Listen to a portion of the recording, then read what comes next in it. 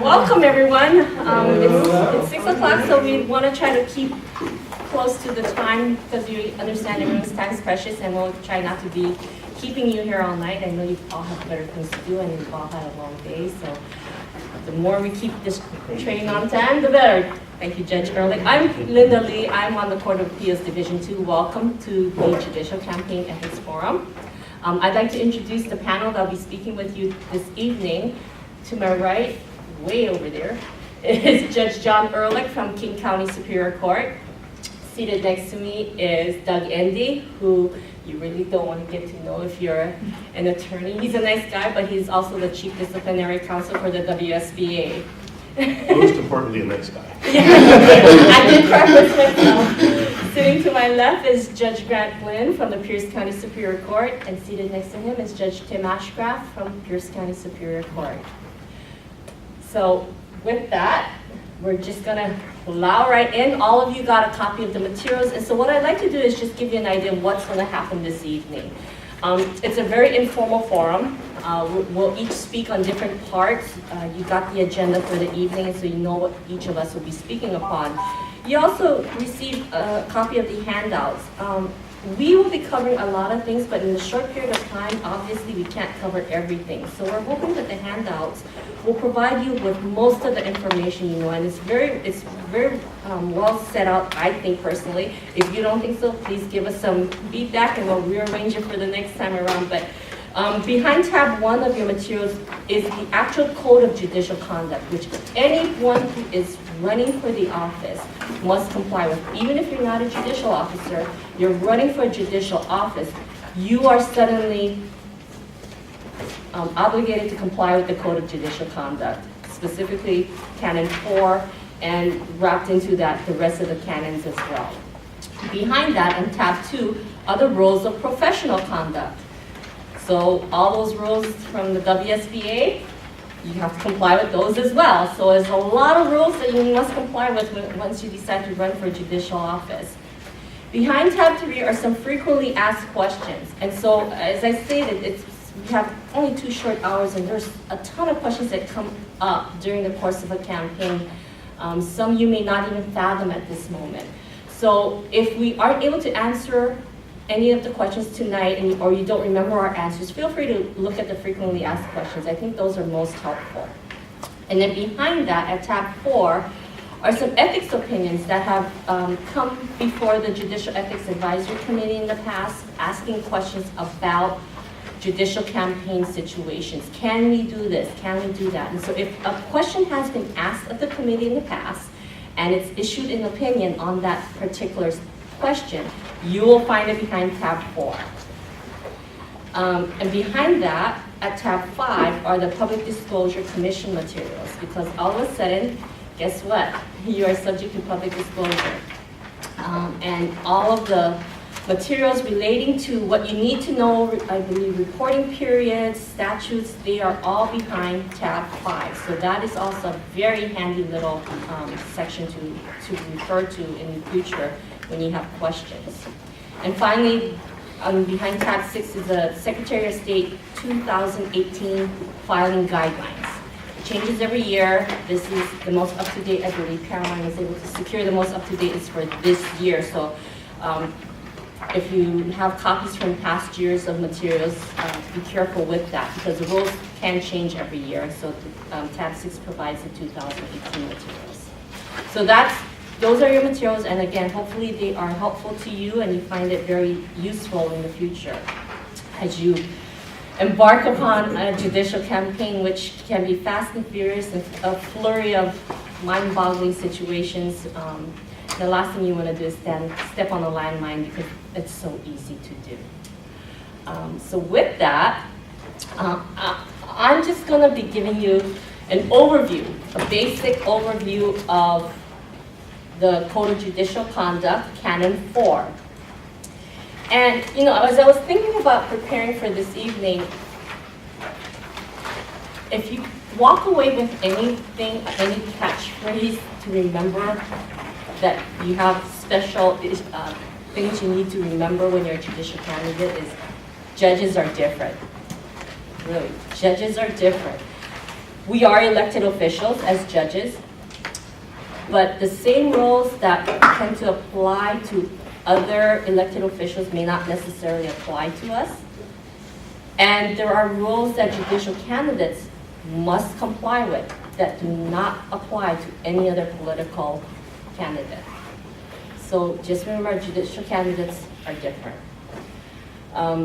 Justice Ruth Bader Ginsburg noted in 2015 that the public overwhelmingly believes judges are influenced by donations, that multiple studies strongly suggest that spending in judicial elections affects judicial decisions.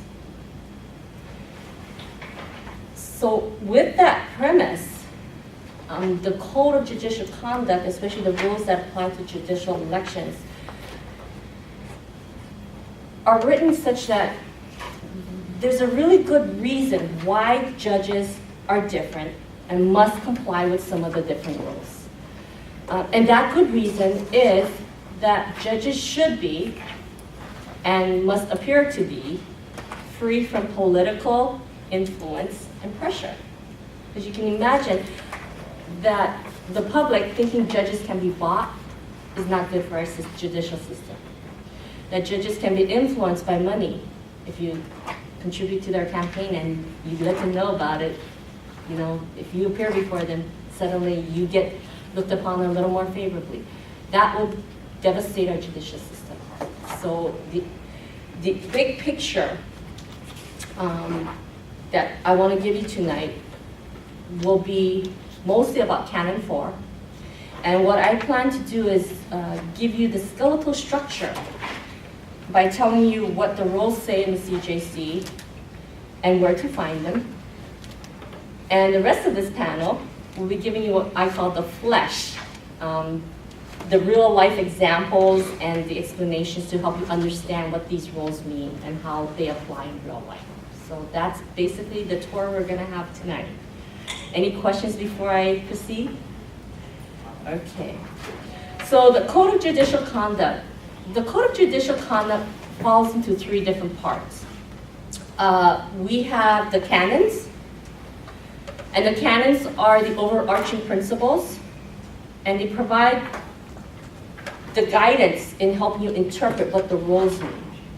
But the meat and potatoes of the Code of Judicial Conduct are the rules. And it is the rules that if you violate, that will bring disciplinary action. So the rules identify, and one thing about the rules is when you read them, think about this.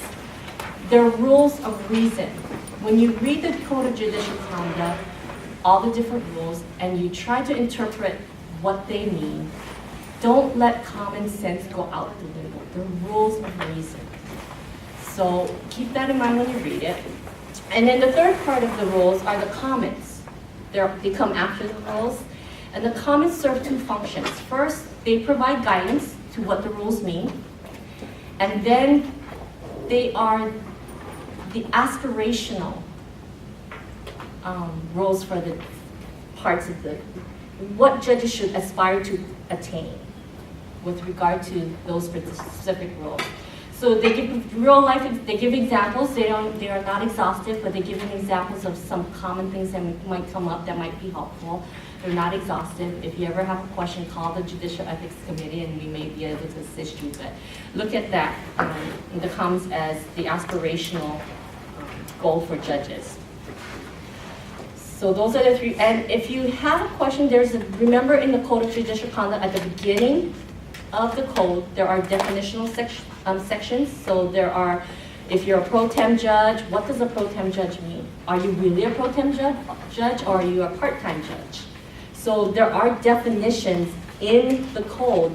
So if you're in a different positions, you can try to figure out, well, because sometimes we say we're pro tem, but do we really know what we're saying when we're saying we're pro tem as far as the rules go? So look at the definitions. Don't just assume you know what all of those words mean.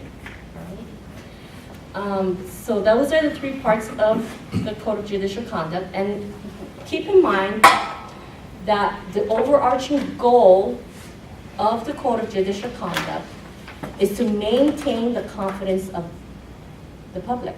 So everything is geared towards impartiality, appearance of impartiality. Okay? So dealing with Canon 4, which deals with the judicial campaigns.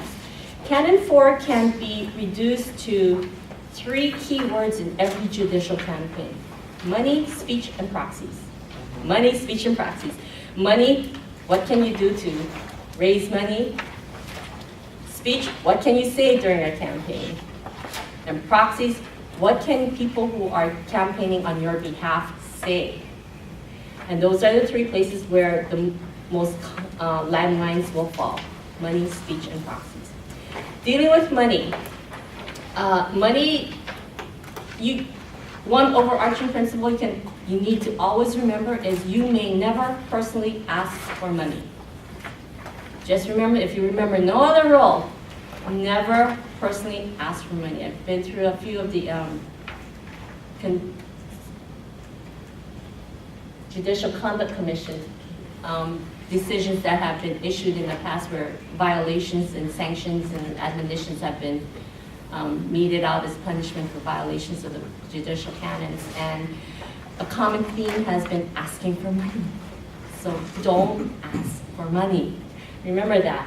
And you might want to take a look at Rule 4.1A7 and 8 that deals with the money issue. And the purpose, of course, is to avoid the perception that you're coercing a person to contribute to your campaign. If you are a judicial officer, that's, that appearance of impropriety is there. So, and there's also an avoidance. The rule is there to avoid an abuse of judicial office. So again, the overarching principles. Judge Erlich will be going into detail about judicial campaign finances and contributions, so I'll leave that to him to put the meat on those issues.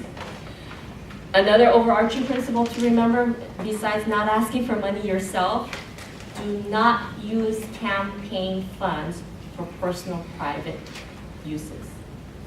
Campaign, keep it separate. Open separate accounts just for your campaign. Do not commingle it with your own personal accounts. Keep it separate. Keep it documented.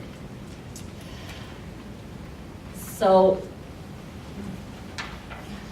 the rule prohibiting a judicial candidate from asking for money is fairly important, and it actually has been upheld by our U.S. Supreme Court.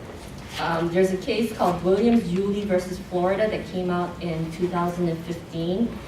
And in the majority opinion, which was written by Chief Justice Roberts, the court upheld a Florida rule that bans judicial candidates from personally asking donors for campaign funds. And what happened in Williams-Judy is the judicial candidate signed a letter asking local voters to donate to the campaign. And she supported her position by saying, it's my First Amendment right to do this. That didn't fly well with the court. Chief Justice Roberts wrote, and I'll quote him, "Judges are not politicians, even when they come to the bench by way of the ballot." In the Supreme Court's view, the majority's view, their authority depends on the public's confidence in their integrity and impartiality. So you can see these keywords of integrity and impartiality, they come up consistently. And always remember those words, and I think you will do fine. So that's with money, and again, Judge Erlich will go into more detail about that. Speech. Okay, and speech is covered by Rule 4.2b1 and 2. You can speak on behalf of yourself for your candidacy, that's fine. And you can seek, you can accept, and you can use endorsements from anyone you want, but within certain parameters. The key there is to remember, if you're in the courthouse, don't campaign. Again, I'm going through some of those decisions by the Judicial Conduct Commission. You'd be surprised the number of sanctions that have been issued because someone asked for endorsement while in the courthouse, used the county mail system to distribute campaign materials.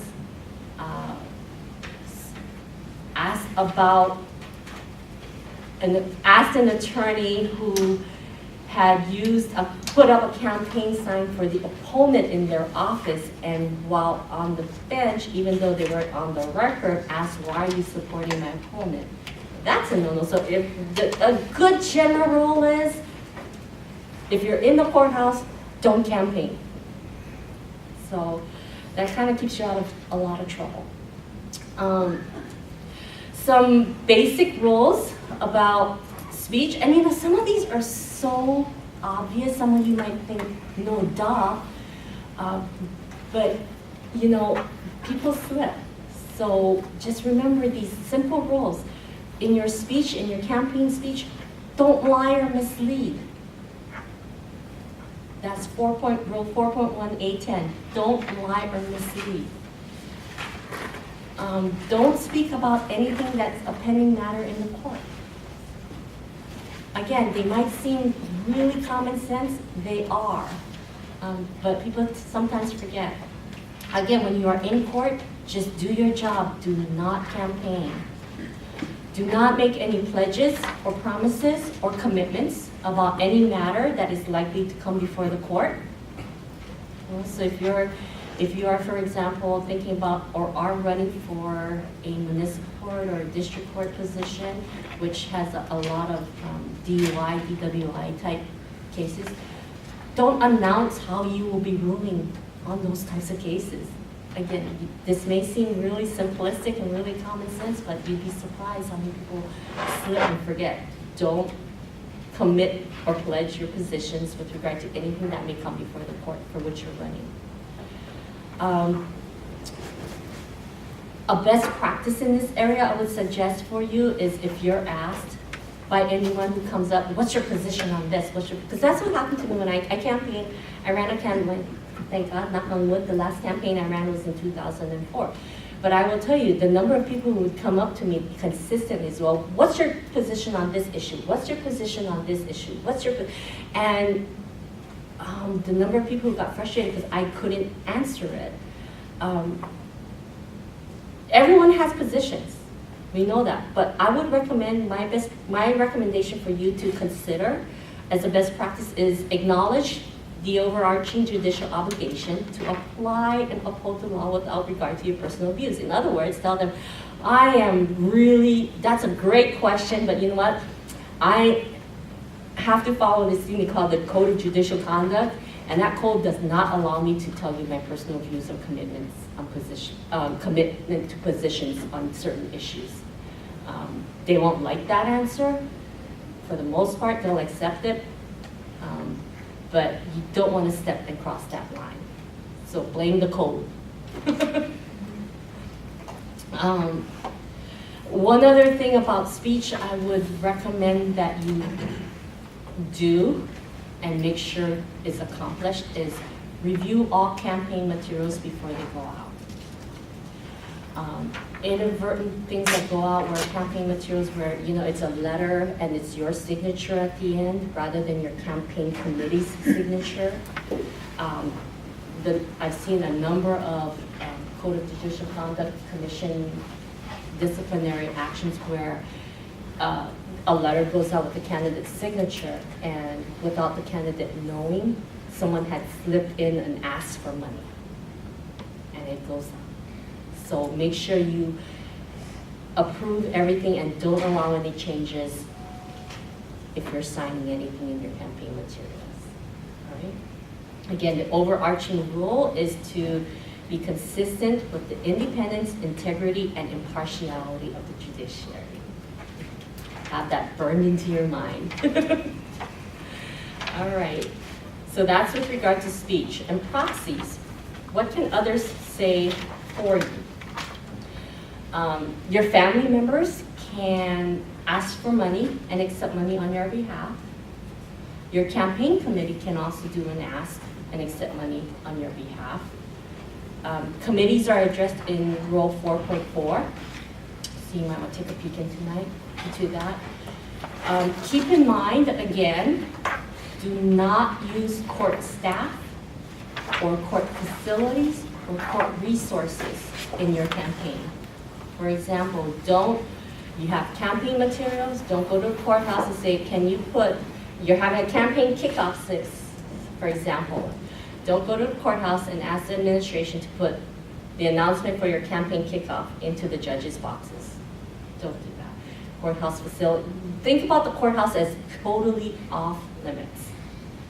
Okay. You can approach court staff, just make sure they're not during court hours, during the courthouse hours. You don't contact them on the county or the city phone system. You call them on their personal numbers, off hours, right?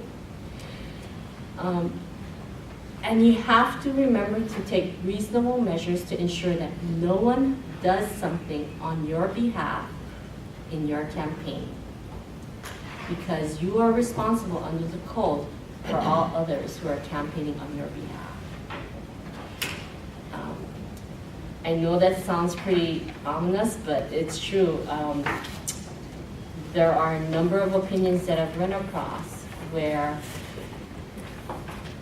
judges, campaign committees, well-meaning, do things. They solicit money from courthouse staff or endorsements, not even money, endorsements, in the hallway in the courthouse during court hours. That's a violation, even though you didn't do it.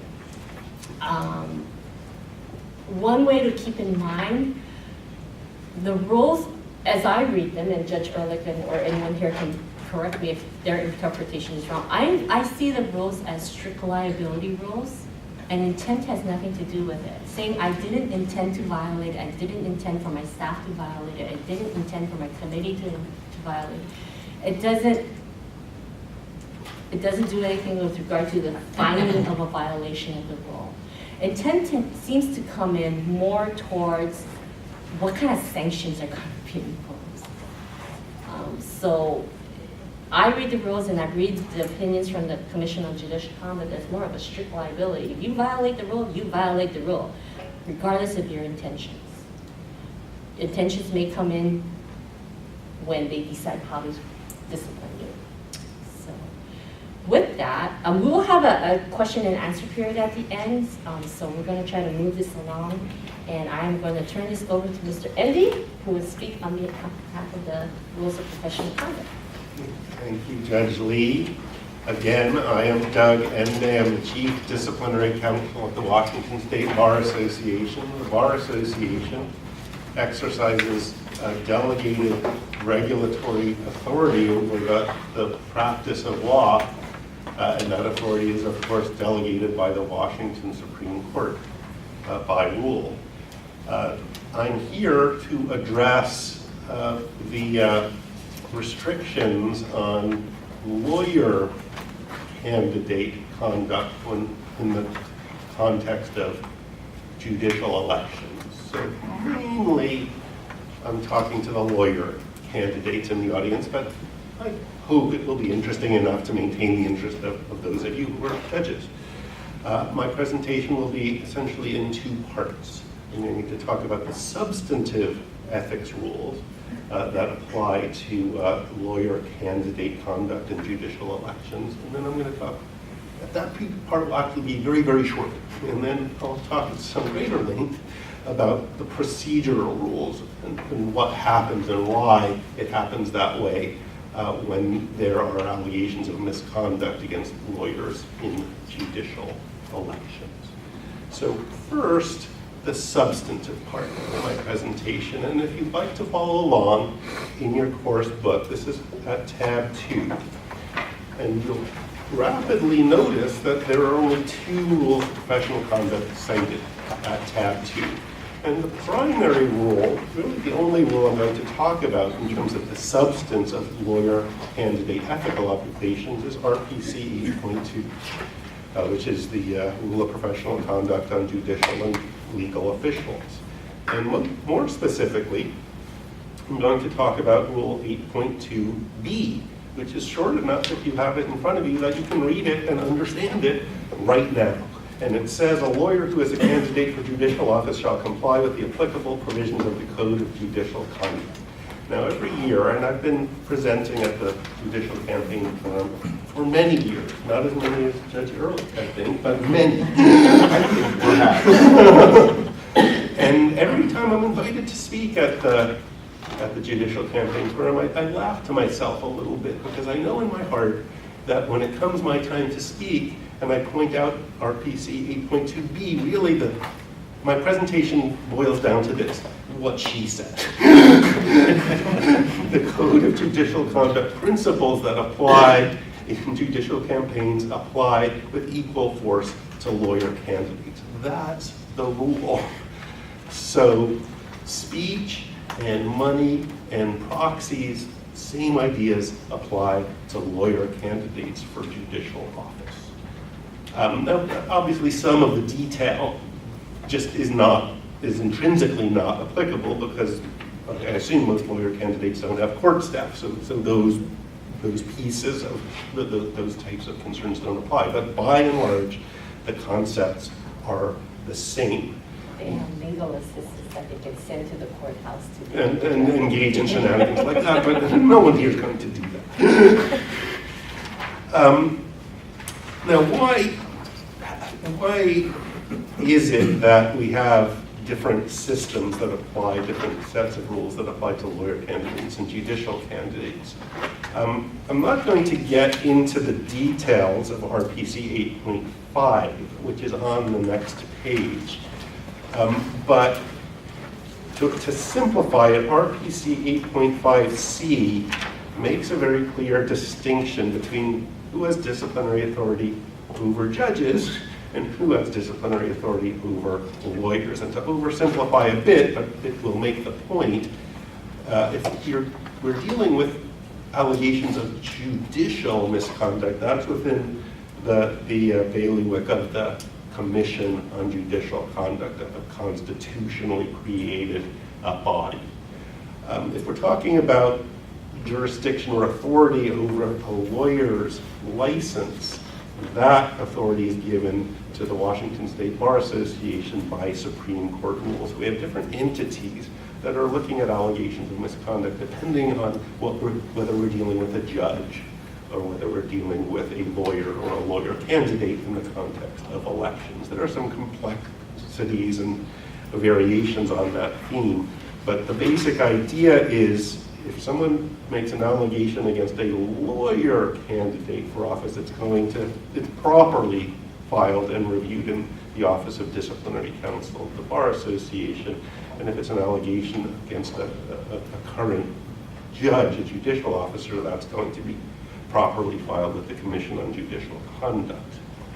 So it's helpful for me to think about how this works by imagining 4 quadrants, because there are 2 possible types of judicial candidates. You can be a judge and a judicial candidate, or you could be a lawyer and a judicial candidate. And there are 2 possible outcomes of a judicial election. You can win or you can lose. So if you run through the possible outcomes of a judicial election, you could have a judge who wins and remains a judge. Those allegations would go to the Commission on Judicial Conduct. That's an easy quadrant. You could have a lawyer candidate for judicial office who wins. That individual becomes a judge, and that comes under the authority of the Commission on Judicial Conduct. You can have a judge who runs for judicial office, runs for re-election, and loses. That person is now a former judge. This is the trickiest one. The Commission on Judicial Conduct has continuing jurisdiction over former judges. So quadrant 3 goes to the Commission on Judicial Conduct. And the 4th possibility is a lawyer candidate who loses the election and remains a lawyer and never becomes a judge. That quadrant is within the authority of the Washington State Bar Association to review and make decisions on those grievances. And now, for a bonus component of my presentation today, I've created something a little bit more interesting than saying what she said and talking about procedure. I want to talk a little bit about actual grievances and what happens to grievances when they're filed during the course of a judicial election. By and large, if the Washington State Bar Association, the Office of Disciplinary Counsel, receives a grievance during the course of a judicial election, that grievance is going to be deferred. Now, that's technical terminology under the rules for enforcement of lawyer conduct. That means it's not going to be actively investigated. It's going to be placed on hold until the judicial election is completed. Now, there are two reasons for that, and probably more than two. The two that come to mind are, one, we don't know quite yet who has authority to review these allegations, because if the lawyer candidate becomes a judge, we're going to ship it over to the Commission on Judicial Conduct. That's part of the reason they're deferred. The other reason is, in our experience, nothing good comes from any outcome during the course of a judicial election when it comes to grievance filing, because if we begin to actively investigate a grievance alleging campaign misconduct, what can happen, and none of you would do this, what can happen is we start to see in the press and in campaign literature, my opponent is being actively investigated by the Washington State Bar Association, and that's just not fair. On the other hand, if we dismiss a grievance alleging campaign misconduct, what we start to see in the campaign literature and in the press is, I have been vindicated by the Washington State Bar Association dismissal of the complaint. And dismissal is not always vindication, actually. It just means that there's a decision that's been made that the allegations can't be proved by a clear preponderance of the evidence. So the better course of action, experience has shown, is defer it, let the election run its course, and then look at the evidence and decide what to do with that grievance. In conclusion, I want to share with you, I spent a little bit of time looking at grievances filed against lawyer candidates for judicial office over the past 5 years. And what I found was that there were 7 files still in the archives of the Office of Disciplinary Counsel. So 5 years, 7 grievances, that feels about right. There may have been more because we have a 3-year file destruction cycle, so there may have been a few that are no longer in our databases, but it sounds about right to me. Maybe 2, up to 2 grievances per year we see filed against candidates for judicial office. What are the nature of the allegations? I boiled each of these down. These are all confidential files for a variety of reasons. They may have been dismissed. They may have received a confidential disposition. They might be pending. But I've sanitized them of detailed facts and boiled them each down to 1 sentence to give you a flavor of the kind of grievances that get filed during judicial elections against the lawyer candidates. And I think you will perceive a pattern as I read these sentences to you. Scenario 1, grievance 1. Yard signs and campaign literature creating a misimpression that the candidate was an incumbent judge. Grievance 2, advertising that used the likeness of a member of the judiciary without permission. Grievance 3, advertising that made a false statement of fact about the opponent judge's trial experience, and that created the misimpression that the candidate was an incumbent judge. Grievance 4, advertising that created the misimpression that the candidate was an incumbent judge, along with allegations of violation of campaign finance disclosure requirements. Grievance 5, lawyer candidate for judicial office. This one's a complicated one. It was really hard to get this down to a sentence. Lawyer candidate for judicial office was opposing counsel in a case where the party was a campaign supporter of the incumbent judge opponent of the lawyer candidate. I'm not sure it's easy to track that on a single read, but be that as it may, that's an outlier. Grievance 6, advertising and campaign literature creating a misimpression that the candidate was an incumbent judge and that identified non-judge endorsers as judges. And finally, miscellaneous violation of campaign disclosure and contribution laws, including failure to disclose to the Public Disclosure Commission receipt of any kind of campaign contributions. If there's a theme there, it's creating a misimpression that the candidate was an incumbent judge. Be careful about that. How might that happen? if you're a lawyer candidate for judicial office, your campaign literature in the New York Times probably shouldn't say judge. And you probably shouldn't appear in campaign literature wearing robes, etc. So thank you for your attention today. Good luck to you all. Thank you. Mine's actually very fairly short and pithy. Ready? C1, C3, C4, F1, L1. Treasurer, 1725. Are there any questions? Hopefully I will explain all that for you. All that relates to, or primarily relates to filing requirements. Before we get to that, I want to talk about the financial aspects of campaigning. How much money you may be spending, what you're going to use it on, and how you are going to raise it. I had my first, only, and hopefully last contested election in 2000, so it's been a few years. The rules have changed somewhat, but mostly with regard to the monetary amounts. The forms are pretty much the same. The only difference is now we can file it all electronically. So, with regard to what you are going to need money for, you basically don't need money for anything except for filing, so that the minimum amount you're going to spend in your campaign is 1% of the salary of the judicial office for which you are seeking. So that was my 1725. That's the judicial salary for Superior Court judges.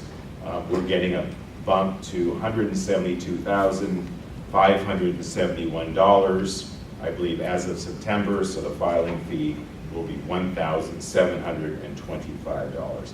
That is the minimum that you will spend. The maximum is whatever. I know that back in 2000 there was at least one or two judicial candidates, one who won and one who lost, who spent over $100,000.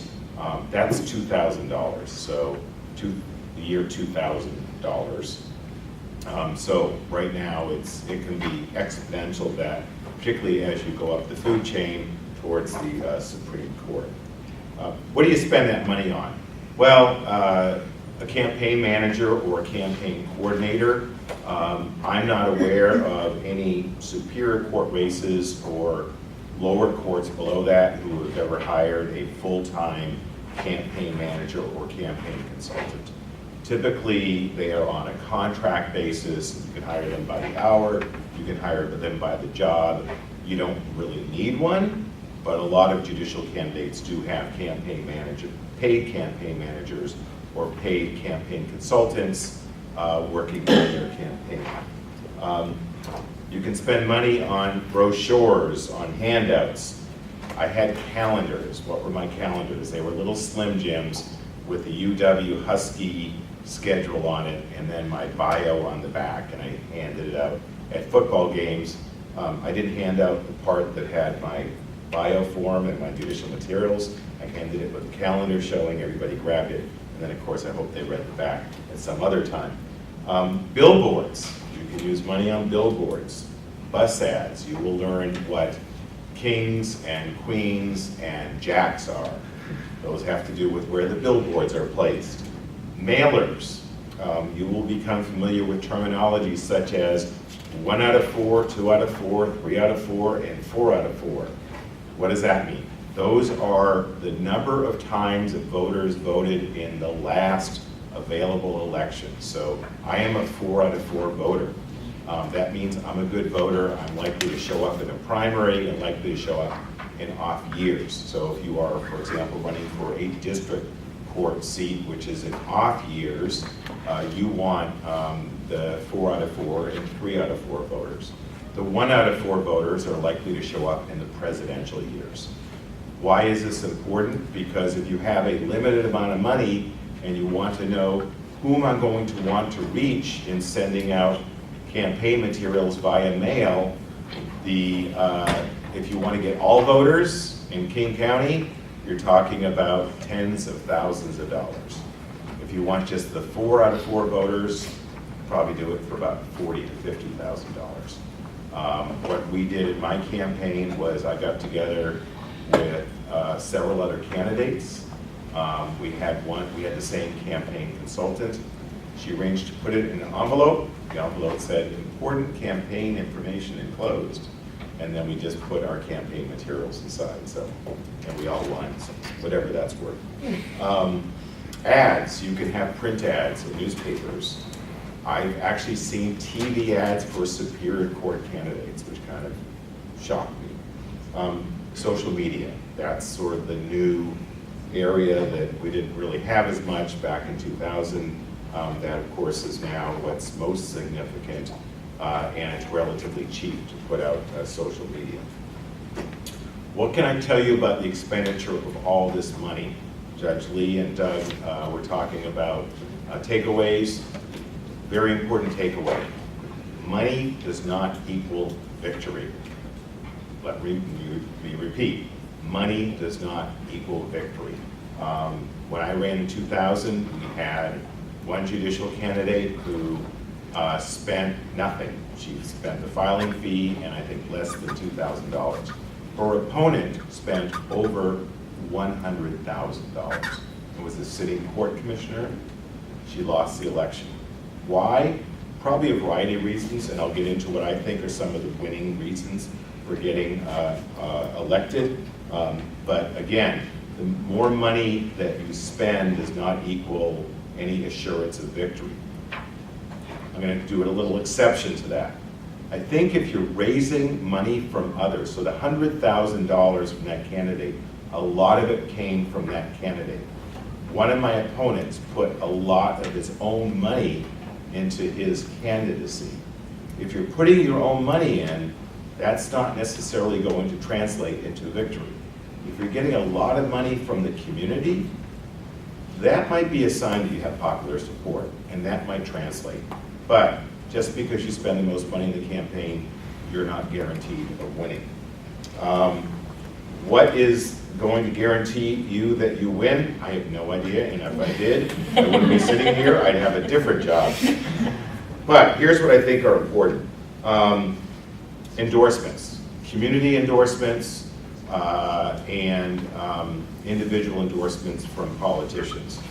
Why is that? Because when people endorse you, you have a limited amount of space in the voter's pamphlet. Most people who are voting for you don't have a clue who you are as a judicial candidate. And since we can't take positions on issues, they really know less than any other candidate who's out there.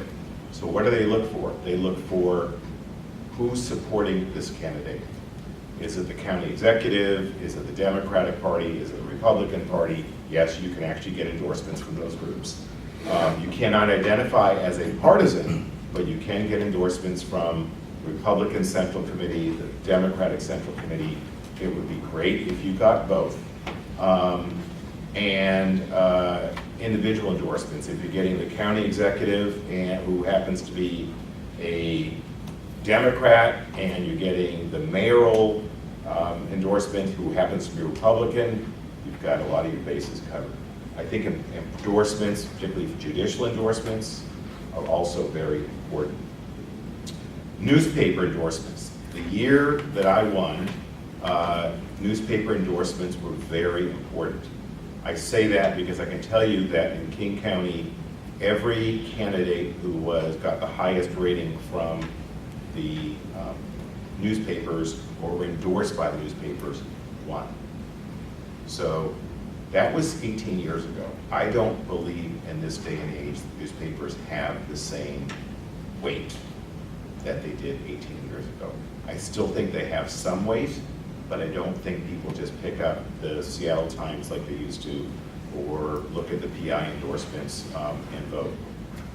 I do think that some newspapers have more influence than others. I think that, for example, The Stranger has a lot of influence over a certain group of people in King County and in Seattle.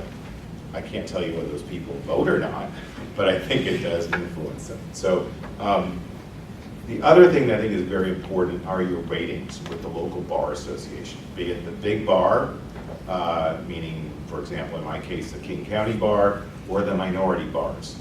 Having those ratings, I think, translates very well, but make sure you put them in the voter pamphlet.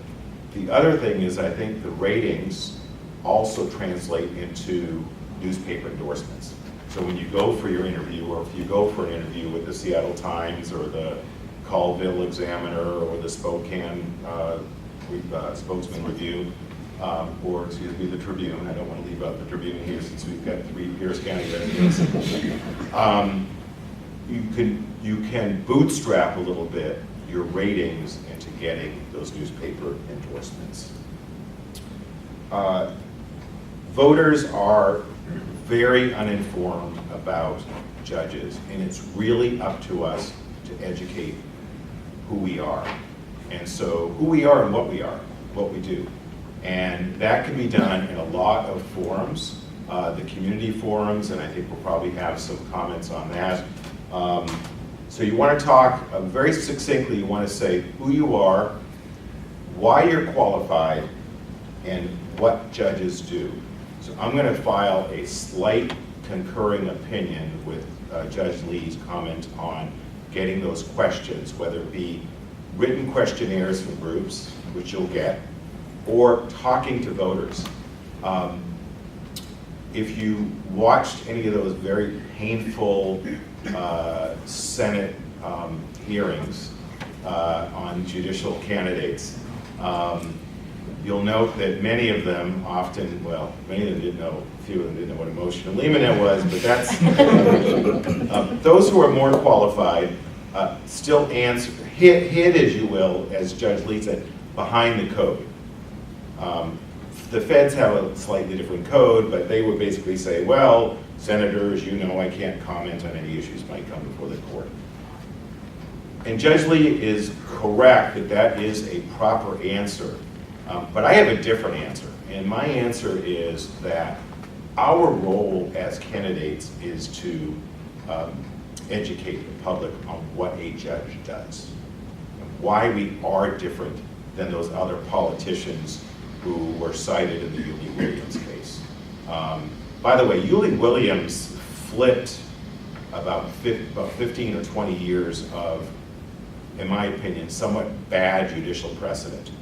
So there was a case called Republican Party versus White. And Republican Party versus White, the Republican Party of Wisconsin, Minnesota, thank you.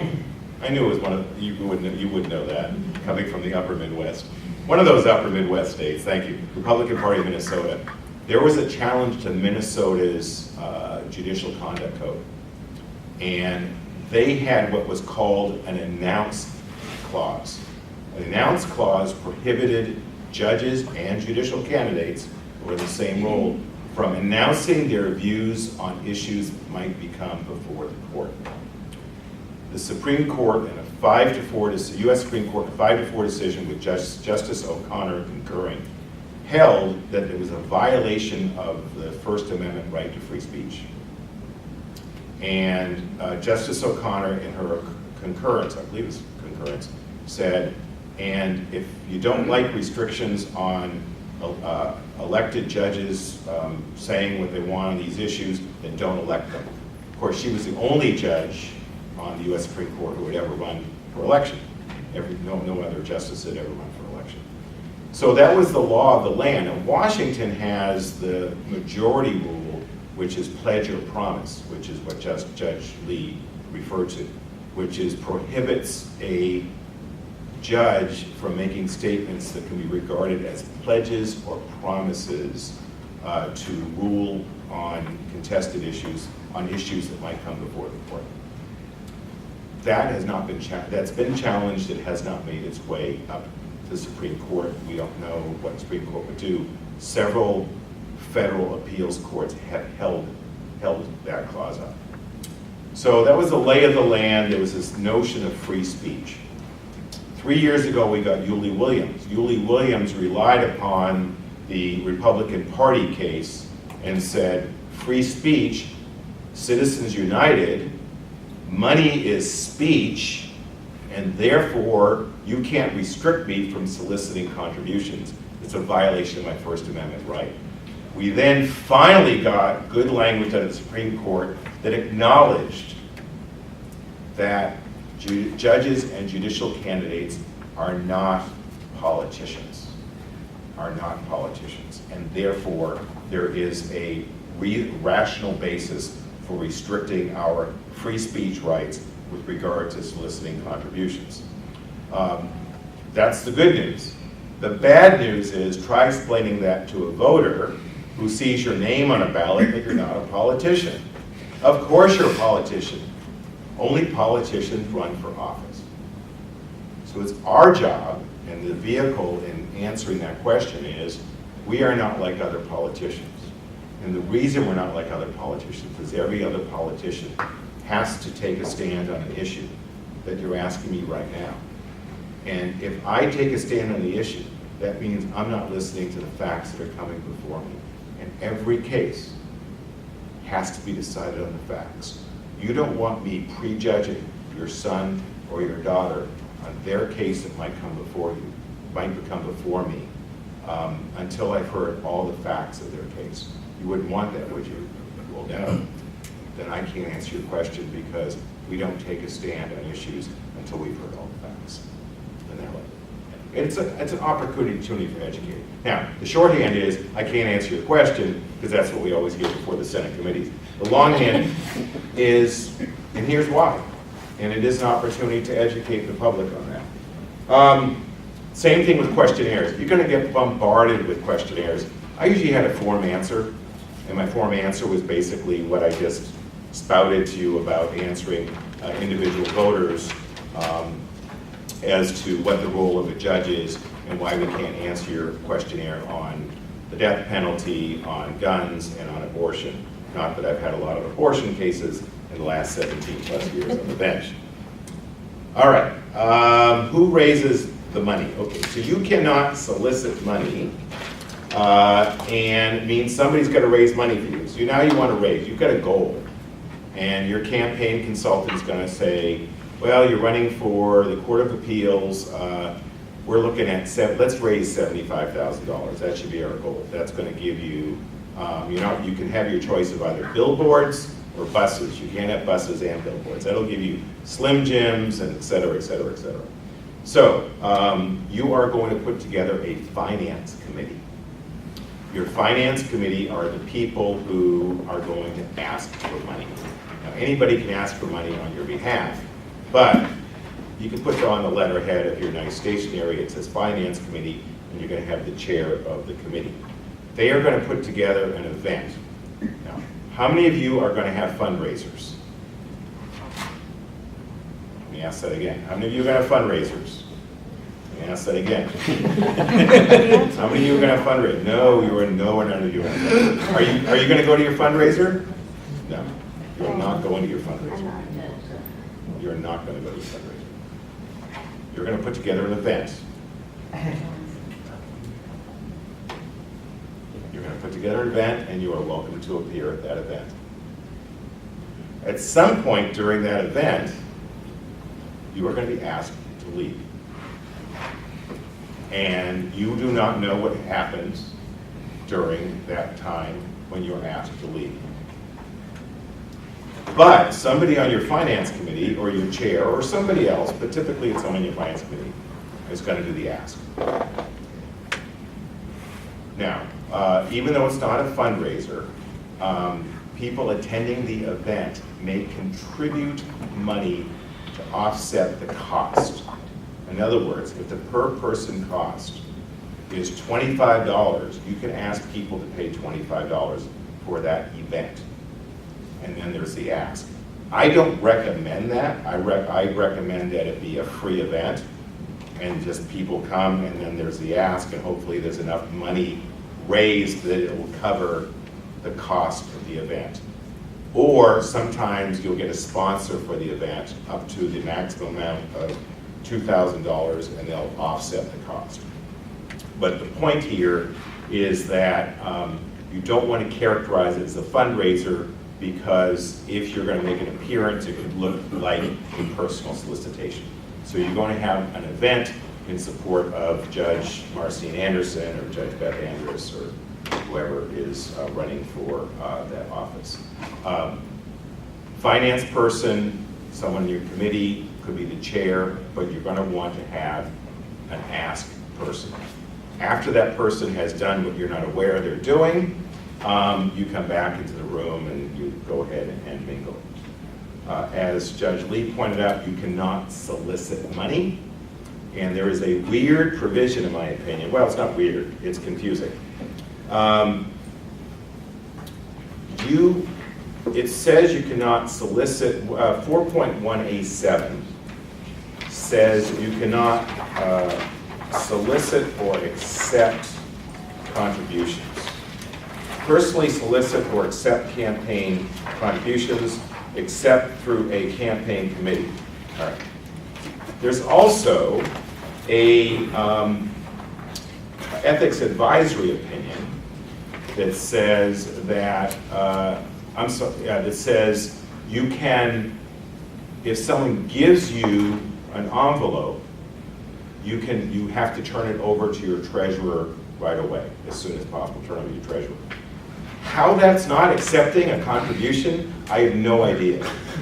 But that was how it's nuanced, because it cites to the PDC rule, which is, if you're interested, is 42.17.220. It talks about turning over campaign contributions by the candidate to the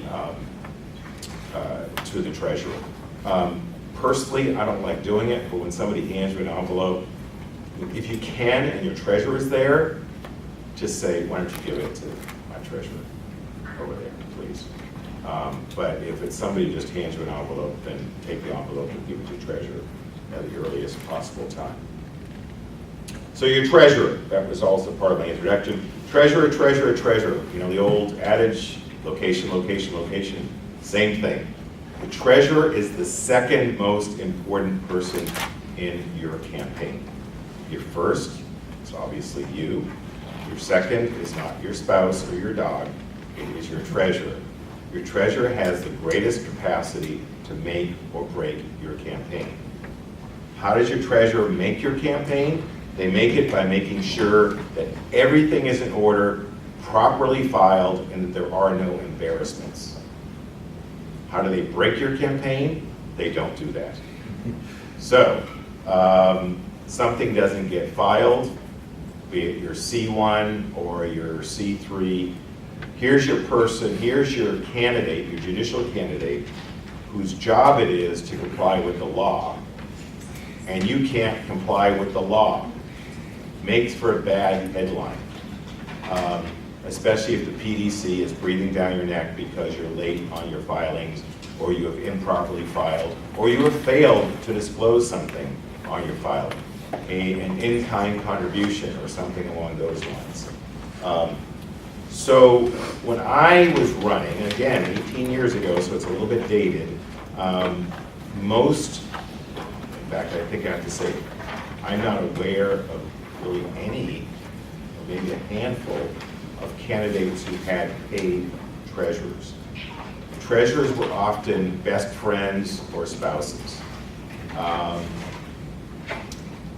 There is now this industry of professional treasurers, and I think that they are worthwhile.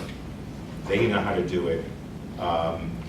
You really, for the sake of your relationship with your spouse, or perhaps your best friend, I would probably commend you to just get a paid treasurer. They know what they're doing. They know when to file the C1s, they know when to file the C3s, they know when to file C4s. I'm going to get to this. But they know when to get all the PDC filing done and get it done on time. That is critical. And so I would commend you to consider it. It's going to cost you money. On the other hand, I had a very close friend do it, and he worked his tail off and ended up getting a trip to Bali for me. So maybe it was a bit cheaper to hire a treasurer. If you don't have a professional treasurer, please make sure that your treasurer knows what they're doing. Preferably, they've done it before. If my friend who did it his partner had been a state legislator and a state senator, so he had been through many, many campaigns. He knew what he was doing, although he has a problem with the new software that had then come on at that time. But you make sure they do doing.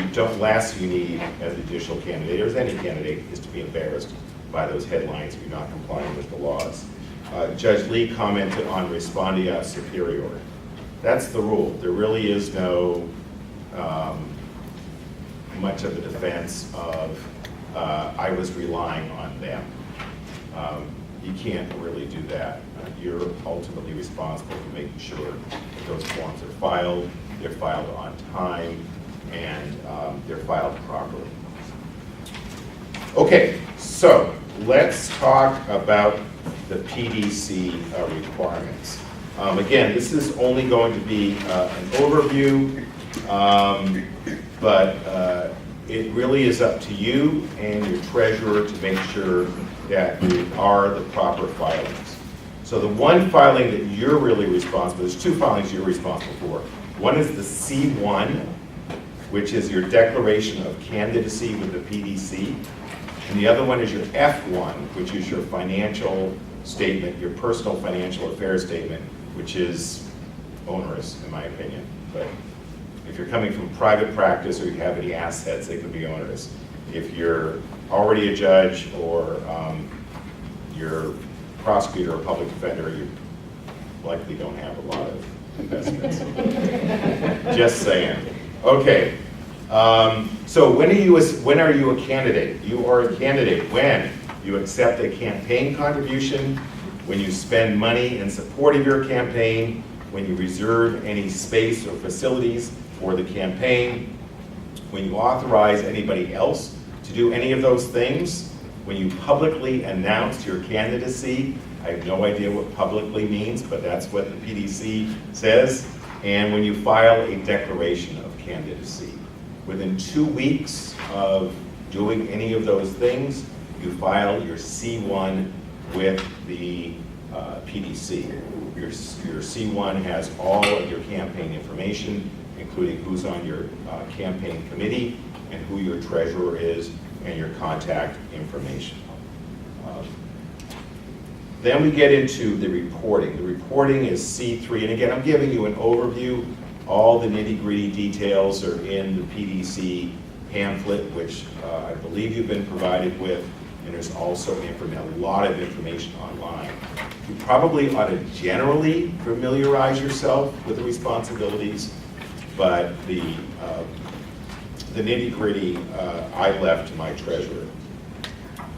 So you're going to have your C3. Your C3 is receipts of campaign contributions. Those are filed on a different basis depending on how close you are to the election. So I believe in May you file it monthly, and then after that it's weekly. Those are your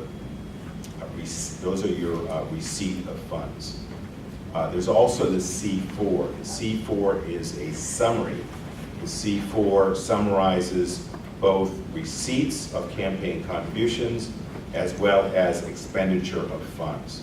The C1 must be filed, the C1 must be signed as verified by the candidate. Now, C1 or? I'm sorry, did I say C1? C4. C4. The C4, thank you, I misspoke. Thanks, Ben. C4 has to be signed by the candidate and verified by the candidate. Now, that's a rub. What do I mean by that? So, judges have different philosophy about signing the C4. Why?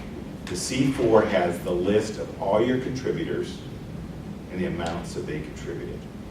I didn't want to know that information, and yet I was required to verify that information. The code now specifically allows judges to look at the information to comply with the PDC and sign it, even though the code also says that in running for office, you must ensure that you take all precautions to remain impartial and independent. I see a conflict. I see a conflict. And the conflict is, can I really get out of my head that this person donated the maximum amount and now they're appearing before me in court? So certain judges have tried to get around that. Judge Agate, rest her soul, said that she is relying on her treasurer and will verify that she's relying upon that information is accurate. I did something a little more nuanced. I had my treasurer cover up the names of the contributors. I looked at the numbers, I added up the numbers, I verified the numbers are accurate, and I said, I have looked at the numbers and verified the numbers are accurate, add up to this amount. I have not looked at the names to verify that those are the actual contributors. I leave it to you how you want to do it. The PDC, I think, is a little bit flexible because they understand the position that we're in, but I really did not want to know who my contributors were. And it's just very awkward. It's very awkward. So you can do it whichever way you think is, comfortable for you, but you do have to sign the C4, unless you do mini reporting. Mini reporting is you are not going to spend over $5,000 in your campaign, and you have no individual contributors who contribute more than $500. That's called mini reporting, and you don't have to do all the C3s and the C4s. You can start with mini reporting, and then I think you have up to 30 days before the election to convert to full reporting, but that means your treasurer has lots and lots of reports which he or she has to file. You have to report all your in-kind contributions. So what would an in-kind contribution be? For example, if one of your friends had some event space, a mansion that they wanted to donate, a commercial mansion that they wanted to donate, it's used for event space, and they're just giving it to you, that's an in-kind contribution. If your law firm is throwing an event for you and buying food, that's an in-kind contribution. That has to be reported on Schedule B on your C3 form. Can you loan money to your campaign? Can others loan money to your campaign? Yes. You can loan yourself on Schedule L, which is your reporting, L for loan, up to $6,000 per election. $6,000 per election. What that means is if you are on the ballot in the primary and going to be on the ballot in the general, you can loan yourself up to $12,000. You can contribute an unlimited amount of money to your campaign, but you cannot get any of that back unless it's a loan up to the $6,000 per election. Others may loan up to the maximum amount of the contribution, which is $2,000 per election for judicial candidates. So it's $2,000 maximum per election. So if you're on the primary and on the general, you get 2 plus 2. It can also loan $2,000. All of this is accepted as to commercial lenders. So if you want to go to the bank, take out a $50,000 loan, you can do that and loan that money to your campaign, but you can't get it back from your campaign.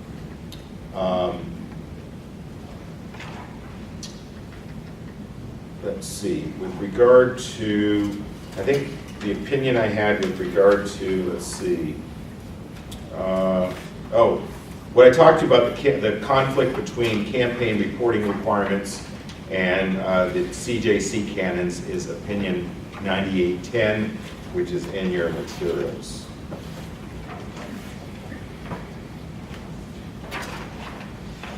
What tab is that? Sorry? Tab 4. Tab 4? Let's see. If anyone contributes $100 or more, you have to get information regarding their employment, including who their employer is and their job.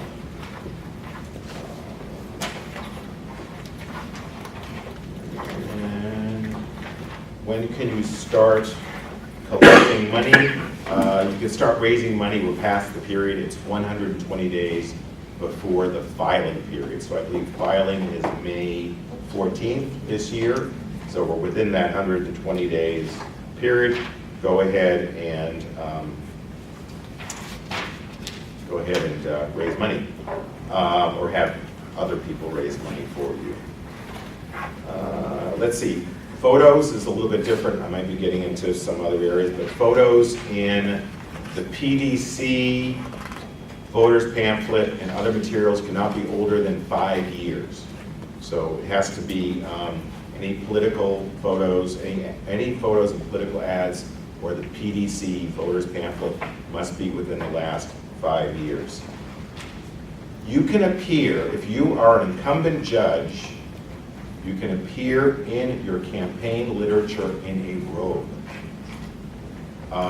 You cannot in the PDC voters pamphlet.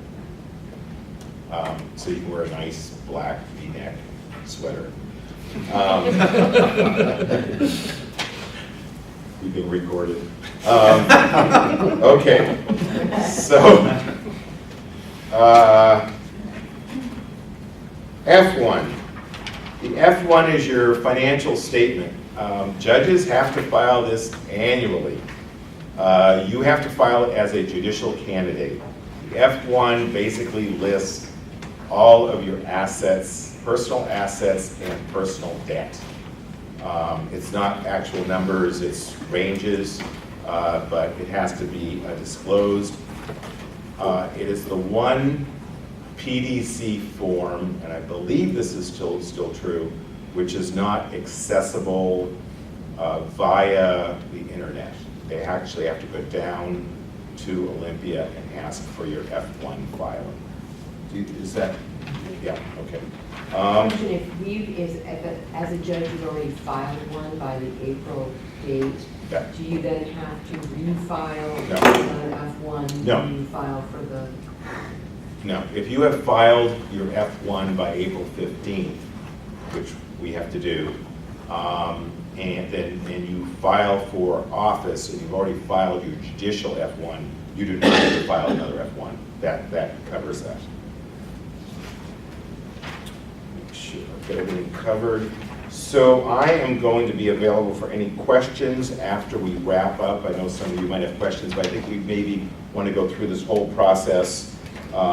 And then, because some of the other judges might be answering questions that you have. But thank you very much for your attention, and good luck to all of you.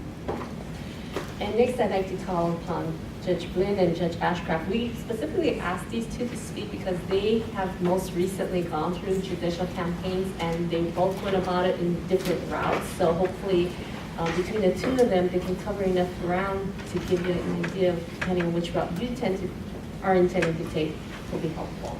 So I turn it over to you too.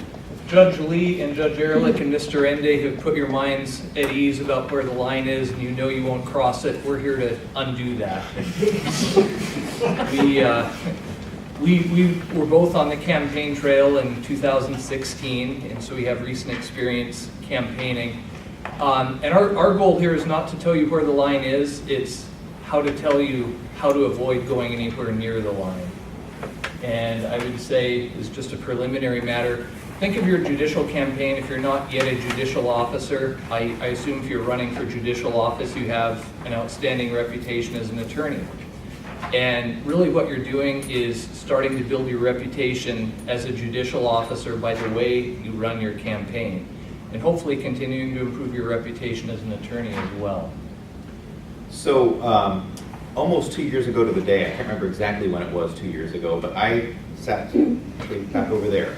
I had been made aware of this event, and I had been considering running for judge, had not made a decision, and I came to this, and that end of the table was there, so Judge Erlich, Mr. Ende, and Linda were all there. And I remember Judge Erlich going through the presentation that he just gave, and my head was spinning. I had never heard of C1 or C3. I thought we were doing bingo or battleship or something, you know, and came out of it thoroughly confused and thoroughly scared. So if that's where you are, I understand that, and you can get past it. It takes some work. It takes some hours with this book and trying to learn it and talking to folks, but it's definitely possible.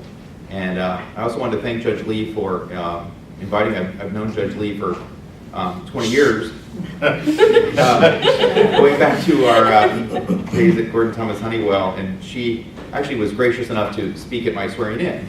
And so this is how she's getting back at me. But again, it is a lot to digest, but it's a wild ride. So, in terms of putting together the committee, one of the goals that I had, and it worked very well for me, I wanted to request bipartisan support. And if I had support from Democrats, I wanted to have support from Republicans and vice versa. So I very aggressively outreach to people who I knew who were active in both political parties and both elected positions and more informal positions, because I wanted to build that reputation for fairness, for impartiality, and that was important to my campaign and my campaign strategy. I had been, by way of background, I had been a municipal court judge for 3 years, and before that I'd been a prosecutor for almost 18 years, and before that I'd been a public defender. And I'd gotten to know enough of my opposing counsel over the years, where many of them are good friends of mine. And so I also wanted to reach out to a number of the attorneys that I had tried cases against in court and get support from them. And so if you're in a position to do that, I recommend doing that. I recommend having them on the committee. I also want to echo what Judge Erlich said about professional treasurers. I used a professional treasurer. I was so terrified of making a mistake with my PDC reporting requirements. For me, it was worth the extra money to do it, and it saved a lot of headache. I'm glad I did it. If your campaign has the money to do it, I recommend it. Obviously, you want to choose carefully and get a good treasurer, but if you get a good treasurer, it's a good idea. yeah, I avoided the paid treasurer. I also avoided some of the campaign pitfalls that Judge Erlich talked about all the money raising by just not raising much money. So when you do it that way, you don't have some of those problems. A couple of things, I guess, you know, if you look in that last tab you have with the voter pamphlet, one of the things that, you know, when you're doing this for the first time, you have no idea really about deadlines and when things happen. And so the hard part for me was, even after this meeting that I attended 2 years ago, I was still on the fence of whether I was going to do it. And part of my encouragement to you is, whichever way you decide, if you decide you're going to do this or not do this, make the decision now or pretty close to now, because I was still waffling.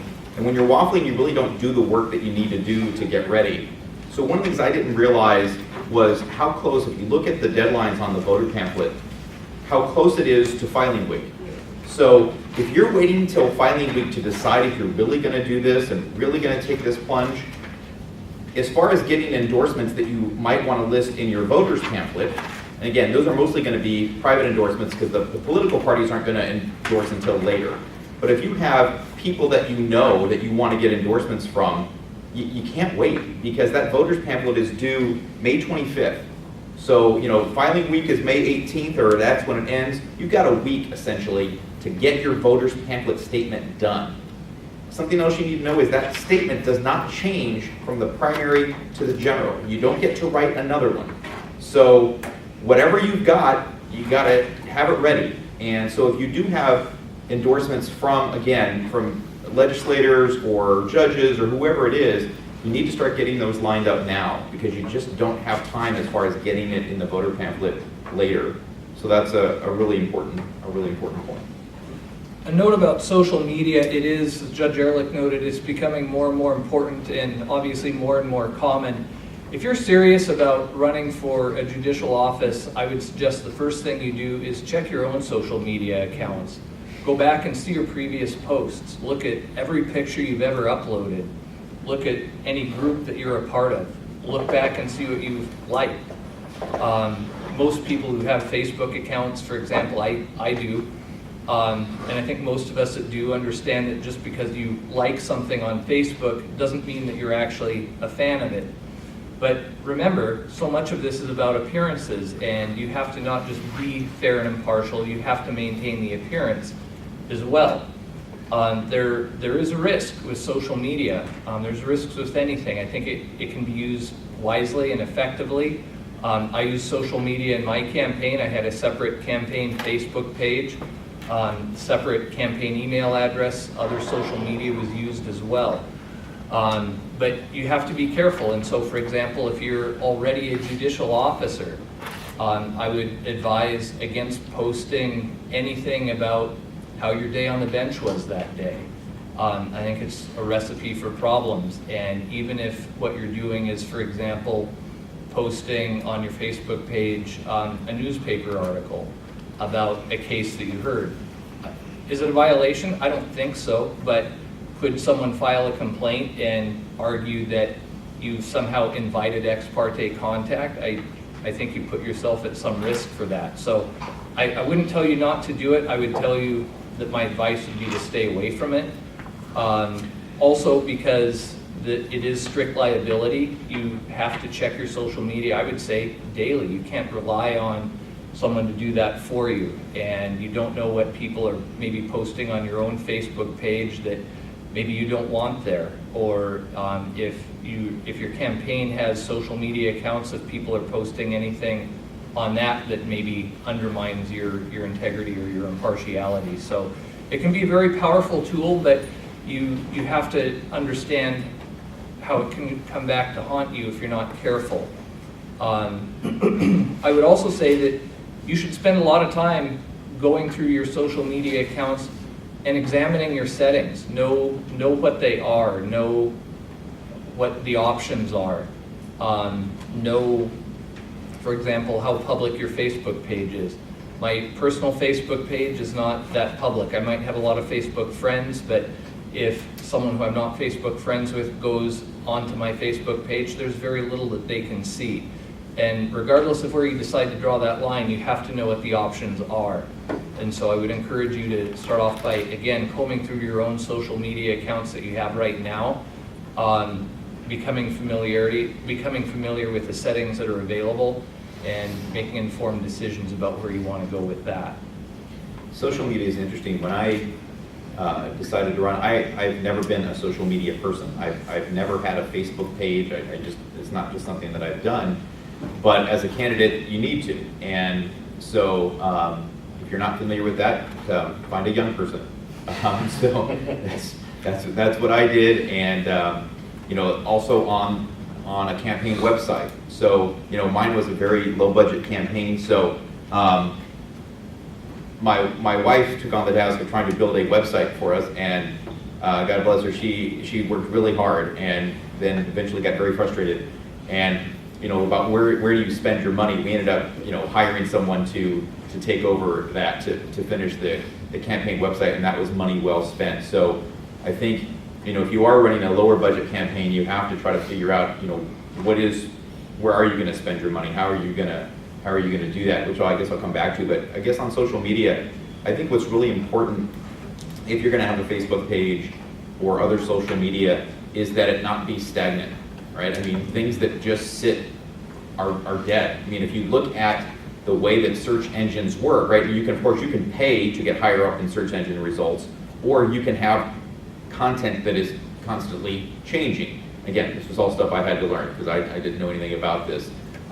So if you're going to have a Facebook page, you've got to make sure that not only you're checking it, but that you're continuing to add new information to it, or else it's going to get stagnant and people are not going to come back to it. Some other advice, moving away from social media, if you are a member of any political organization, and again, that's a term with a specific definition in the Code of Judicial Conduct, I'd recommend that you resign your membership. It's difficult because you want to be as forthcoming with the voting public as you can be, but you're not allowed to state you're currently a member of a political organization, and you're also required to be honest and truthful when you answer questions. So if you're a member of a political organization and someone asks you about that, there's probably not a real good answer. So I would recommend resigning from any political organization that you're a member of. Similarly, and in the vein of social media and technology, now anyone can go onto the Public Disclosure Commission website. They can see where your money is coming from, how you're spending your money. They can also run your name personally to see who you've donated to. And I think a lot of times when candidates cross that line, when they're on the campaign trail with statements they're making, it's because they're put on the spot and they get a question that they haven't anticipated, and like a deer in the headlights, they freeze and they say something that they may wind up regretting. If that happens, by the way, and if you wind up saying something that you shouldn't have said by way of expression of an opinion and you realize it, I think the way to handle that is to just turn around at the end and say, but my personal opinion aside, I will follow the law. I will set all of that aside, and I will carefully research the law, and I will apply the law on whatever it may be. But when you're on the campaign trail, you can expect to be asked about who you've donated to before, and especially if you're going to partisan events, someone might ask you, we're here, we're the dog party, and we see you've donated to 6 cats in the last 5 years, and tell us why that is and why we should support you. And the point is that you need to anticipate questions like that to be able to expect the unexpected and make sure that you have an answer that is honest and doesn't violate the Code of Judicial Conduct. Yeah, the events and endorsements, I mentioned that, if you're just trying to seek political party endorsements, again, those are not going to happen right away. Those tend to happen more towards the summer. Those do get onerous. Judge Erlich mentioned filling out questionnaires, and you're going to have very extensive questionnaires, a lot of which you both don't want to answer and really can't answer under the canons, and the other speakers have kind of mentioned that already. And what can be really difficult in those types of issues too is you go for the interview with a political party, a county chapter of a political party, and sometimes you get very blatant questions about whatever their beliefs are, their constituencies, and they want to know, are you going to support this, or are you going to support that? And it's difficult because obviously you can't take a position on those things, and they want to ask you directly, and they can get fairly aggressive, and so you have to be careful and kind of think out ahead of time what your responses to that are going to be. I think one of the other things you want to do as far as your calendar, because you really do have to treat a campaign like a second job, and have all these events planned out ahead of time. And so you need to be looking in your community and finding out where are the community events. As you get towards summer and there's lots of outdoor and evening activities, what's going on? And there's tons of them if you know where to look on the internet for all these events, and you have to decide what's worth my time, and then what am I going to do when I go to these events. Again, I mentioned we didn't spend a ton of money, so we had, for the more casual events, I had shirts made. We, as far as what to hand out, we didn't raise enough money really to do mailers, but we did have, flyers and cards that we would go and want to hand out. Cute children are great at handing out cards and flyers, and are received very well by folks. But again, you need to decide these events ahead of time and really have them on your calendar. And you know what? It's hard because sometimes you get home from work and you're tired and you really don't want to go back out to an event where people are going to ask you the same questions and you're going to have to give the same non-answers about saying, I can't answer that question. But it's all about getting your name out. And with social media, kind of a corollary to that is with the people that your friends, colleagues, people that support you, it's when they're getting it out on their social media that all of a sudden you get the exponential traffic. And all of a sudden you have people posting about you that you've never met or never heard of, and because, you know, somebody they know has supported you, and then they've liked it, and it just, you know, it's the old shampoo commercial from the 70s of they told two friends and they told two friends. No one's old enough to remember that. Okay. So that's, you know, that works really well. The other thing I would say, just a bit of practical advice, go out and get a name tag, something like what I'm wearing right now. Just go to a local print shop. You can probably just run a Google search, where do I buy name tags near me? And get a name tag that has your name and says Jane Smith for judge. And it comes in handy because when you're going to these events, people will want to engage you. I think especially in partisan events, people are very interested about judges, and they want to know what your judicial philosophy is. They'll want to ask you a lot of questions that you can't answer, but you will definitely attract attention if they know you're a judicial candidate. But the other reason that I think you should get a name tag is at a lot of these events you go in and they have name tags for you, and you write in your name, but it's with the campaign logo of the candidate. And so it might say John Smith for governor, and it has the John Smith campaign logo on the name tag, and then you just write your name in there. And if people are taking pictures, or if people find out you're a judicial candidate and you're wearing a sticker with the campaign logo on it, it looks to someone like you're endorsing the candidate or you're supporting the campaign. And also when you're out at these events, I think it's important to just always think about photo opportunities. And there's some very good friends of mine on the Pierce County Superior Court bench and King County Superior Court bench. I did this myself. I would post on my campaign Facebook page. I was out at the 27th Legislative District, whether it's Democrats or Republicans, great time chatting with great people, you know, whatever it may be. But there's a fine line between doing that and appearing partisan. And there was one particular event that I went to where it was going to be a doorbelling party, and everyone was supposed to gather at the Starbucks, and about 30 people showed up, and I chatted with people and introduced myself to people I didn't know. And then at the very end, the campaign photographer says, okay, everyone get together before we go out and hand out this literature. And I backed out of the picture quickly because I realized that if I'm in this picture, it's going to get posted to social media. Look at all these people that are out doorbelling for candidate X. So try and have, I guess, some situational awareness during photo ops, and envision how the photo might be used and what the risks are. Again, it's not to say don't do it. I had a fair amount of photos of attending various political events on my campaign trail, but I always tried to think a step or two ahead of how it might be misconstrued, and I would encourage you to do the same. You know, we've talked quite a bit tonight about what you're allowed to answer and not allowed to answer, and I thought Judge Erlich had a great part of his presentation about really trying to educate folks. Because what's really interesting is that while we can't answer and people can get frustrated with that, I think if you do take the time to talk with them, they start to understand a little bit about why that is. And when Grant talked about following the law, you know, it's interesting if somebody is passionate about a subject and they want you to, you know, go with their position, and then you talk to them, well, what if there was a judge who didn't agree with your position?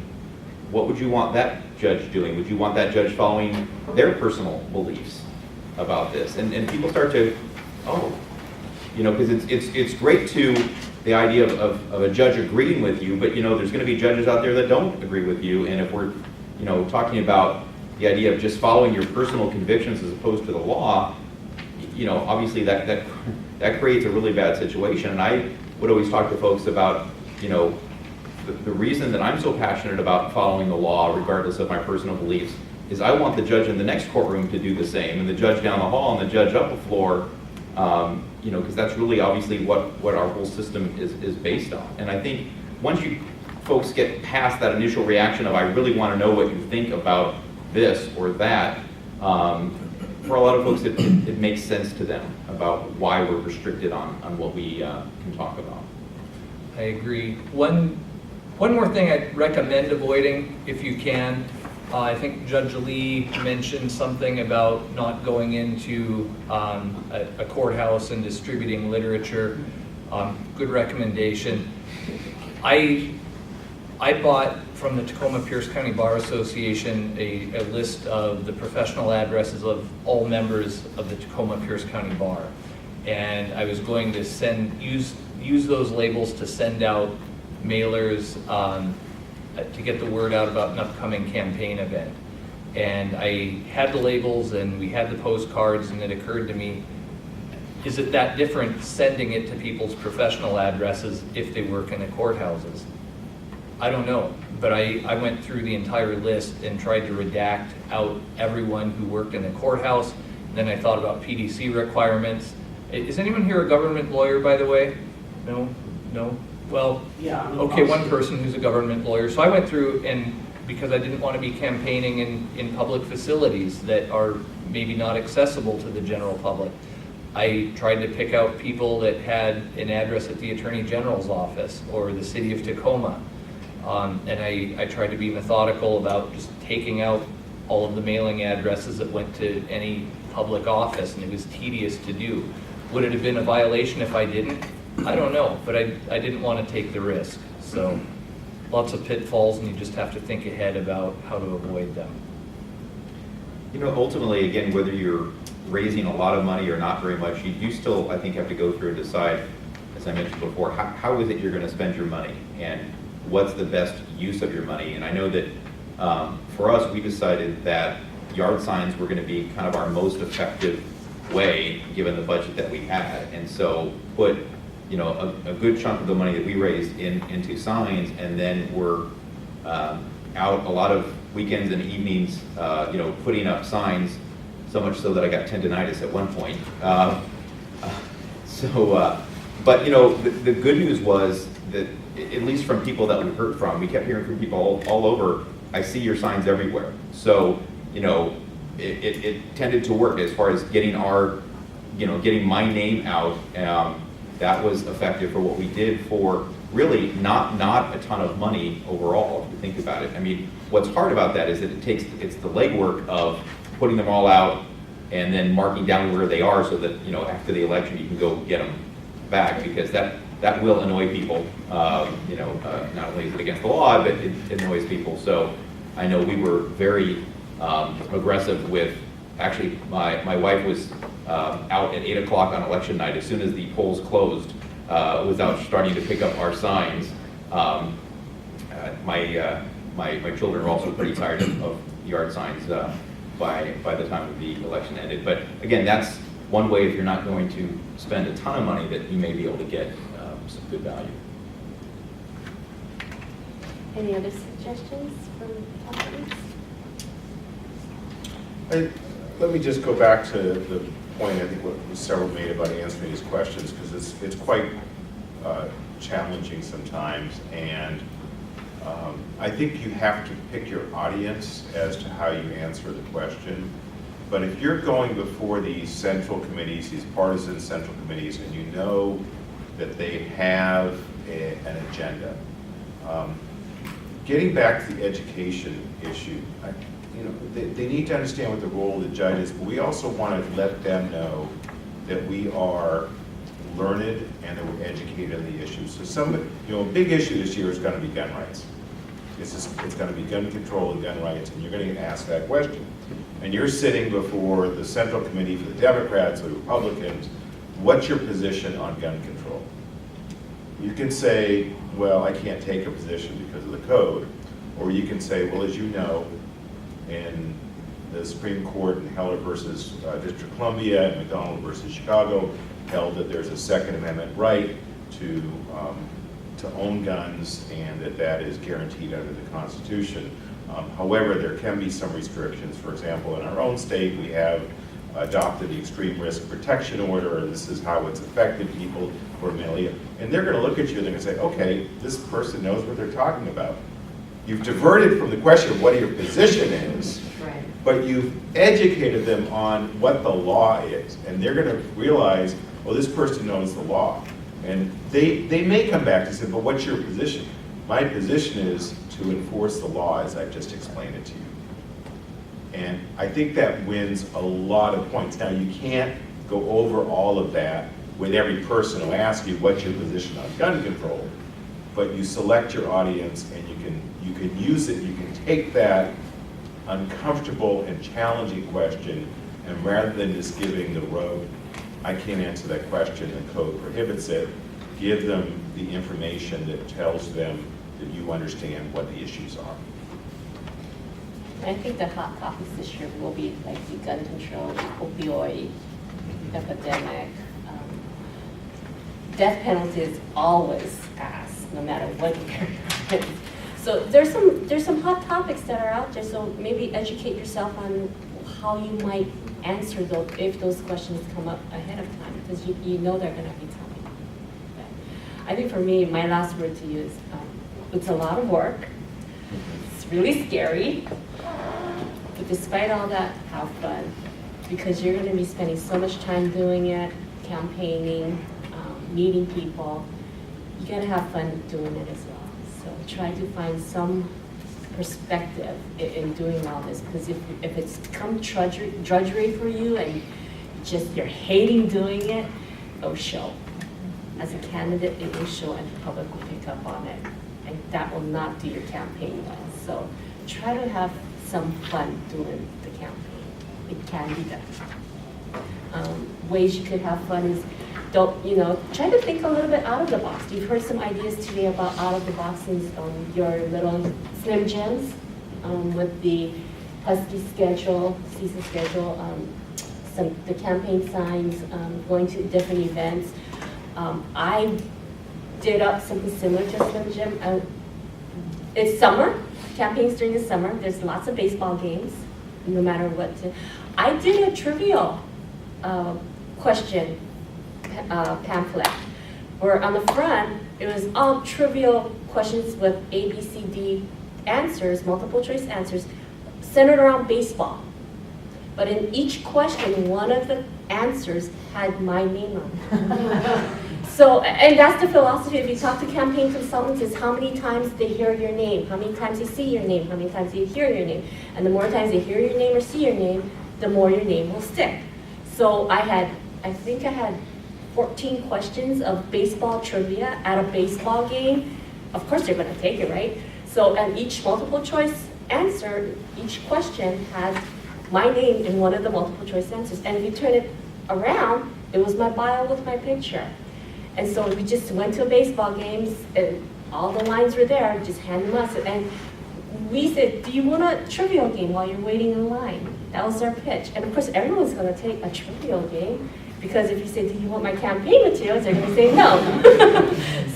So you hand them out, and we handed out, I think we handed out several hundred, 800 something in that. We also had a campaign where there's a lot of fairs during the summer. We would rent booth space, and we had these little, smaller than this, you can get it at Costco, those short little water bottles. And we had someone print out labels and put on Judge Linda Lee labels on it and put it around the bottle. And so as we didn't piss off all the other vendors, ours was not on ice. So you handed them, said, free water, free water. We gave out water, and they always ask you, what's the catch? Take a campaign brochure. That's very painless. We had people coming to the booth and say, are you the judge giving away water? And we gave away, I think that weekend, we gave away 4,000 bottles of water. That's 4,000 people you've touched. So, just remember that, get your name out there. The more they see your name, the more they hear your name, the more it'll stick. So have fun, do fun things, think outside the box. All right. We have a few minutes, and we'd like to open it up. If you have any questions for anyone on the panel, please feel free. I think Judge Lee, you and Judge Blinn mentioned the importance of getting out and going to these meetings, and sometimes they're partisan. I'm getting invites to kickoff parties right now for partisan races, and some of these folks are supporting my campaign. I would love to attend theirs. I've read the rule, and I understand I can't write them checks, but one is charging a fee, by the way. So I wonder about that. Another is not. What are your thoughts? Go to kickoff parties or no? Go if you don't have to write a check? I'm sorry, for non-judicial, right, partisan kickoff parties. Yeah, you can attend. You can Yeah. attend. You just can can't write them attend. a check. Well, you can theoretically write them a check for the cost of the event. Dinner So, tickets, pardon me? dinner tickets. things Well, like if that. if you could pay for the cost of the dinner. So, So one campaign says the cost is $50 a head to go. Think well, that's a hit? no, but the $50 may not represent the cost, so you have to know the actual cost of the event, and then pay the actual, their out-of-pocket cost. So if they're charging 50, their cost might be $37.50. So, and that's allowed to just cover the cost. I never did it. I usually ask to get a waiver and just attend and say, I'm not gonna eat dinner. I'm just gonna show up, shake hands. Okay. And that's probably the better way to do it, is just show up and shake hands, because that way people, it's not gonna look like an endorsement. You are allowed to attend once you're a declared candidate. You can Yeah. attend those events. By the way, if anyone wanted, we kept mentioning Slim Jims. If anyone knows what a Slim Jim is, it's a little smaller than this, and you can stick it in an envelope, you can hand it out. One side, you can put whatever you want on it, like the Husky Stadium or Trivial Quiz, and the other side, it's got the campaign stuff. That's a Slim Jim. So I know you can't give your opinion on events that may occur, and I'm looking at district court. So, but where's that line with explaining judicial philosophy and what you think you can do to improve the court you're running for? Where's those lines? Well, I think if you have ideas and philosophies as to how to improve the judiciary or administration of justice, that's fine. It's just, for example, you know, I'm hard on DUIs, defendants. You know, I'm a strict DUI judge. They're all going to jail. You know, that's really obvious, but, you know, you'd be surprised. Well, I just want to stay out of trouble. I'm a part-time judge and part-time lawyer. So, Yeah, so well, I think I don't wanna- any ideas you might want to share as to how to improve the administration of justice, how to improve the judiciary, those are fine. So for example, alternatives to sentencing, your philosophy on that, or your philosophy on probation, those are okay, but I wouldn't even touch sentencing. Yeah, I wouldn't touch Well, sentencing. when we, during, I know the campaign that Grant and I both were in, one of the big issues was specialty courts. You know, so we're talking about therapeutic courts and family courts and drug courts and all those things. And what do you feel about those? Are you in favor of those? Do you think they should be expanded? And so it seemed like every event that we went to, that was a question that was asked that we had to address. So things like that are perfectly fine to, you know, address how you feel about those. So getting back, that's a great example, a great question you had. For example, alternatives to secure detention or alternative sentencing. I think that you can state, I think that a judge should always consider whether alternative sentencing is appropriate in a case. And these are some of the factors that I would look at. As opposed to, I would not put people in jail. I would not give people alternative sentencing. Or I would always give people alternative sentencing rather than putting them in jail. That's the difference. So one is you're making a pledge or commitment as to what you would do as a judge, and the other is what you would take into consideration without predicting how you would act on a particular case. It's that pledge and commitment. Pledge and commitment. Can any of you talk about doorbelling and the extent to which you maybe did that or didn't do that, whether it worked, you know, how much you personally did versus getting committee members to do it for you or with you, and how effective that was, or kind of the different strategies around doorbelling? I'm smiling because I had great aspirations to do doorbelling, and it didn't really work out. It ended up being, I thought, as I thought more about it, that I liked going to events and trying to get more people in a confined is the wrong term, but you know, in one area. So I just made the decision, even though again I had thought about doing it at the beginning, that I would just keep looking at the community events, and that's where I pretty much spent my time. I think the general rule of thumb that I heard repeatedly when I was on the campaign trail from a number of consultants and candidates is that the bigger the jurisdiction that you're running in, the less effective doorbelling is. And with the Pierce County-wide race, I was told, and I didn't do any doorbelling, and I was told it's better than doing absolutely nothing, but not much. And so if you're in maybe just a citywide race or City of Tacoma, I think candidates there do a lot more doorbelling. My colleagues in Thurston County did a lot of doorbelling, so I think it depends on the size of the voting populace that you're trying to appeal to. What jurisdiction? This is actually North Snohomish County, Cascade District. Yeah, that's a smaller It's bigger, district. Geography, Yeah. broad, Darrington to Stanwood, but it's, rural, so it's relatively small in terms of, population.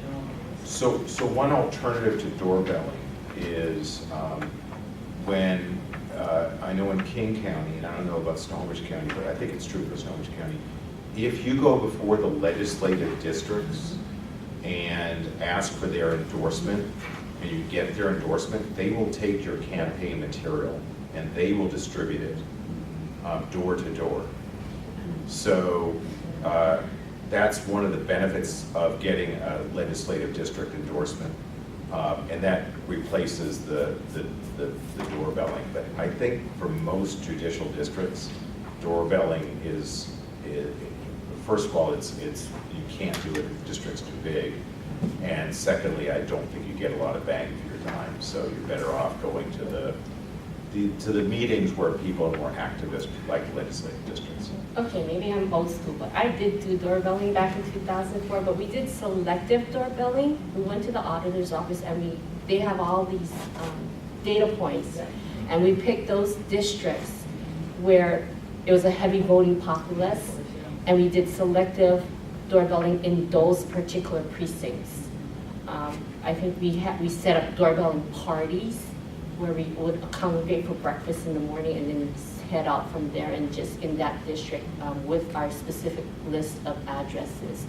I don't know really whether it was beneficial or not, but I can tell you, my husband, for example, when he went, we kind of split up. He went out, he rang at one doorbell, and the woman opened the door and goes, "Oh, I know her.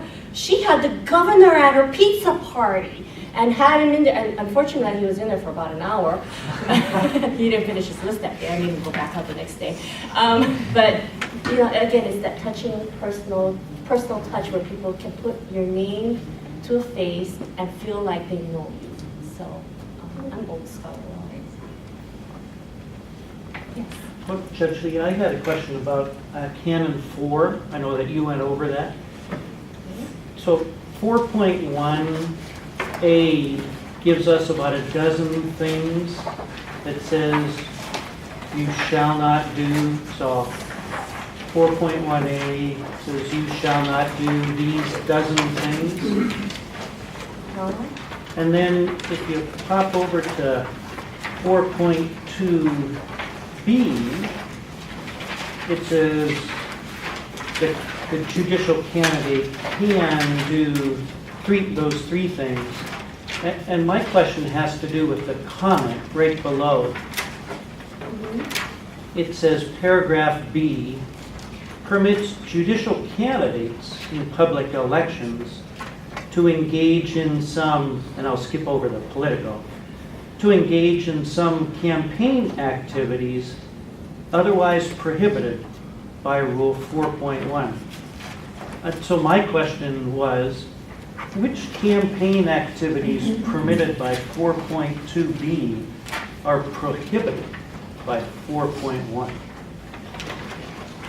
If you look at comment 2, it gives you some examples. And that's, does that help? Comments 2, 3, 4, and 5 to 4.2 give you the examples of what is still prohibited? That doesn't help, because that just tells me what's still prohibited under 4.1. And that gets tricky. For example, 4.1A1, act as a leader in or hold an office in a political organization. That remains prohibited, I believe, even if you're a judicial candidate. Sometimes I say it's tricky because I know that answer because I reviewed all of the Commission on Judicial Conduct Commission disciplinary actions. And there was one scenario where someone held a leadership position in a political organization during judicial candidacy and was disciplined for a violation of the rules. So it becomes a little tricky. No, I was just curious what, I know, that's, What you like could I said, do the rules under- are really sometimes very difficult, and there's a lot of gray areas that's not answered. The comments try really hard to answer them. They don't provide all the answers. If you have a particular conduct or event or activity you think you might want to engage in and you're not sure, and the code doesn't provide any answers, I would say call the Judicial Advisory Committee, Ethics Advisory Committee. Shannon, who I should introduce, Shannon Hinchcliffe, if she's in the back of the room. She is the Administrative Office of the Court's person for liaison to the Judicial Ethics Advisory Committee, and she knows all things at judicial ethics. She's replaced, who did you? Well, I wouldn't go that far. What I would say is, I do my best. So what I do for judges or those that are inquiring is I do the same thing for those people as I do for the Ethics Advisory Committee, which is I try to go and get all the resources that I know of, which includes the Washington State Ethics Advisory Opinions, the Judicial Conduct, or the Commission on Judicial Conduct disciplinary actions. I try to get the universe of what is out there within Washington State and sometimes in the national context.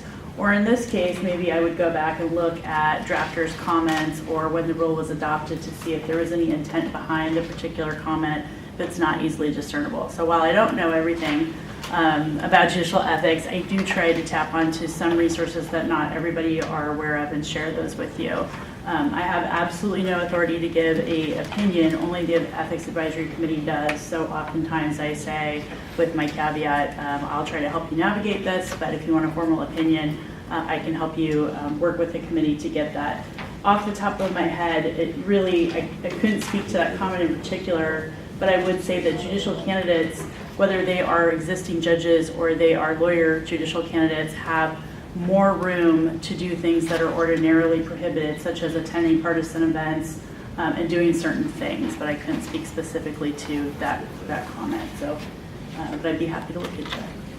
And that's the way that I guess I interpreted that, as far as, you know, if you were politically active in a certain political party and you'd like to go to those types of events, at least the way it was explained to me was you can do that during campaign season, but you know, you can't do that in non-campaign season. So that's at least, that was the bright line for me, was okay, you know, don't go to partisan things if it's not during campaign season.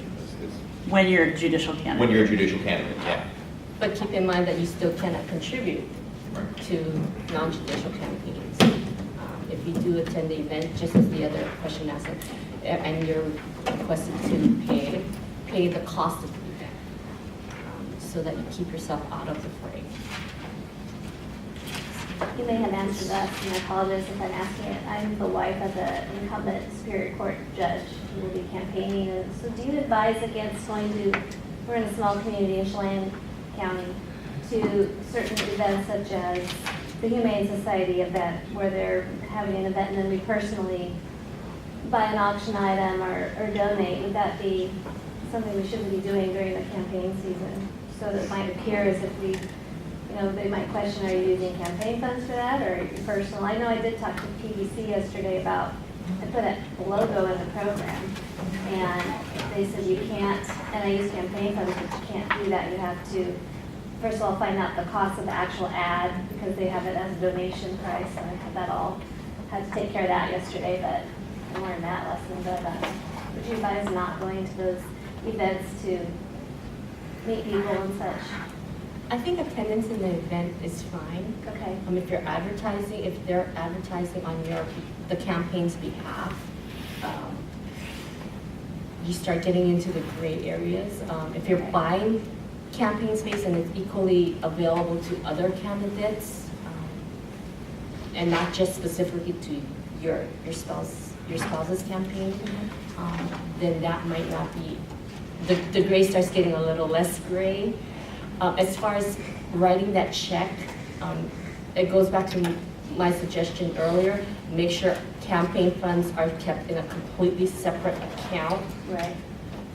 so that there is no question as to whether you're spending your personal funds or spending campaign funds. Right. Because once you start commingling, all bad things happen. Yeah, I've got it separated. I just didn't realize you can't pay for that logo, because I'm used to the business perspective. Out of campaign funds, it had to be personal. Yeah. Okay, thank you. I would be cautious about what type of events you go to. Yeah, that's one of my questions too. Because as a judge, it's kind of very eye-opening about what organizations, something as simple as Humane Society Yeah. or the Puget Sound Keepers Alliance, organizations like that. But you start attending organizations that involve environmental issues or cats and dogs, and I mean, we get cat cases and dog cases, and sometimes we unfortunately I've never had to deal with euthanized dogs who are dangerous dogs. So you need to be very circumspect about having any appearance that you're affiliated with issue-oriented organizations. You might want to review Rule 3.7 on that issue. Okay, thank you. So follow up to that, last comment. Yeah. Do you have to resign from an organization that might not look correct? Like, I belong to National Crime Victim Lawyers Institute. Wait, I'm sorry, which one? National Crime Victim Lawyers Institute, which is based in Portland. I'm a crime victim attorney.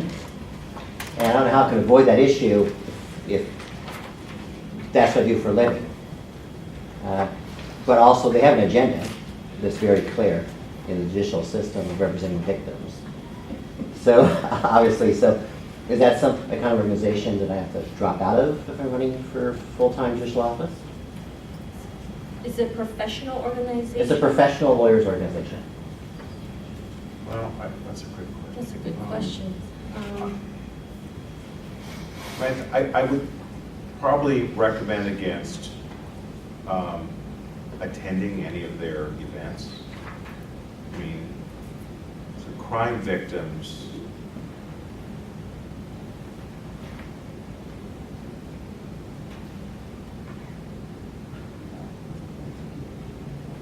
I don't know. Is I it mean, different than massage, for example? which you have to resign, which you would resign if you were Would you recommend elected? somebody during the campaign resign from Wasatch? Probably not. That's the Probably. plaintiff's trial lawyers. Yeah. Okay, I didn't know that was. Yeah. I think you should also start by looking at their website and seeing what their website says. And would a casual reviewer of the website suspect that you're less than fair and impartial if they know that you're a member of this organization? And so I think it starts off with doing a little bit of research. And Judge Erlich or Judge Lee or Judge Ashcraft may see it differently. I see a potential for a problem, but I don't see a per se problem. Crime victims have rights. They have rights under a state constitution. They have rights under the revised Code of Washington. A lot of different interest groups have rights, and to the extent that what you're saying is I support the upholding of legal rights, I don't see a problem with that. But it gets back to, again, what is the message of the organization? What are they trying to do? Well, I think in terms of candidacy, it's a fine line. If one were elected, I don't think it would be appropriate to blunt that. I agree with you there.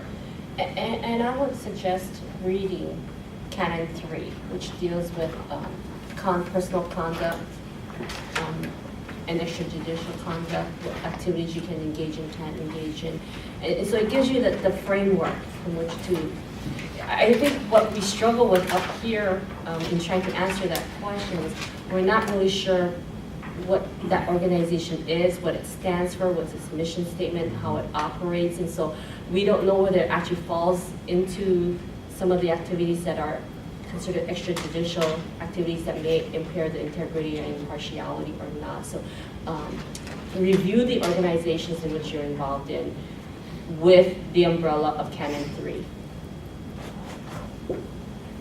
While we're on that discussion, if you're a member of, well, I guess it's already been answered, like a bluegrass board probably during the candidacy. It would be good to not be on any such boards probably. Bluegrass board? Yeah. Music? For a festival. I think that's fine, so long as the judge or judicial candidate is not involved in any fundraising activity for that organization. Mhm. But, you know, we are human. I mean, we are allowed to have lives. So there is a specific ethics advisory opinion about a judge being on the board for the YMCA.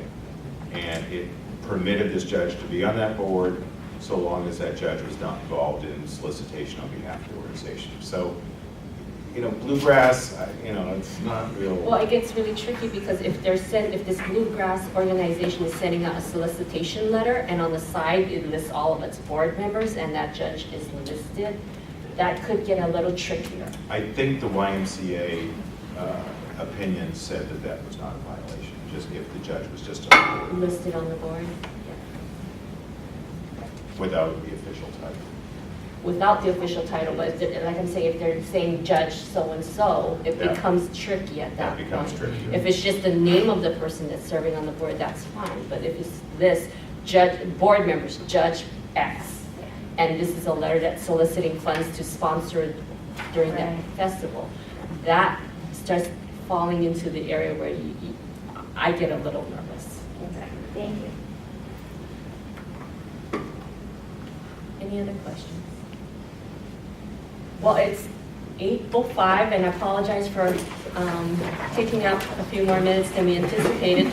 We will hang around for a few minutes if there are any questions that come to mind, or again, if you have a question that comes to mind after today, which always happens to me, feel free to call the Ethics Committee, Shannon, and we'll try to help you the best we can.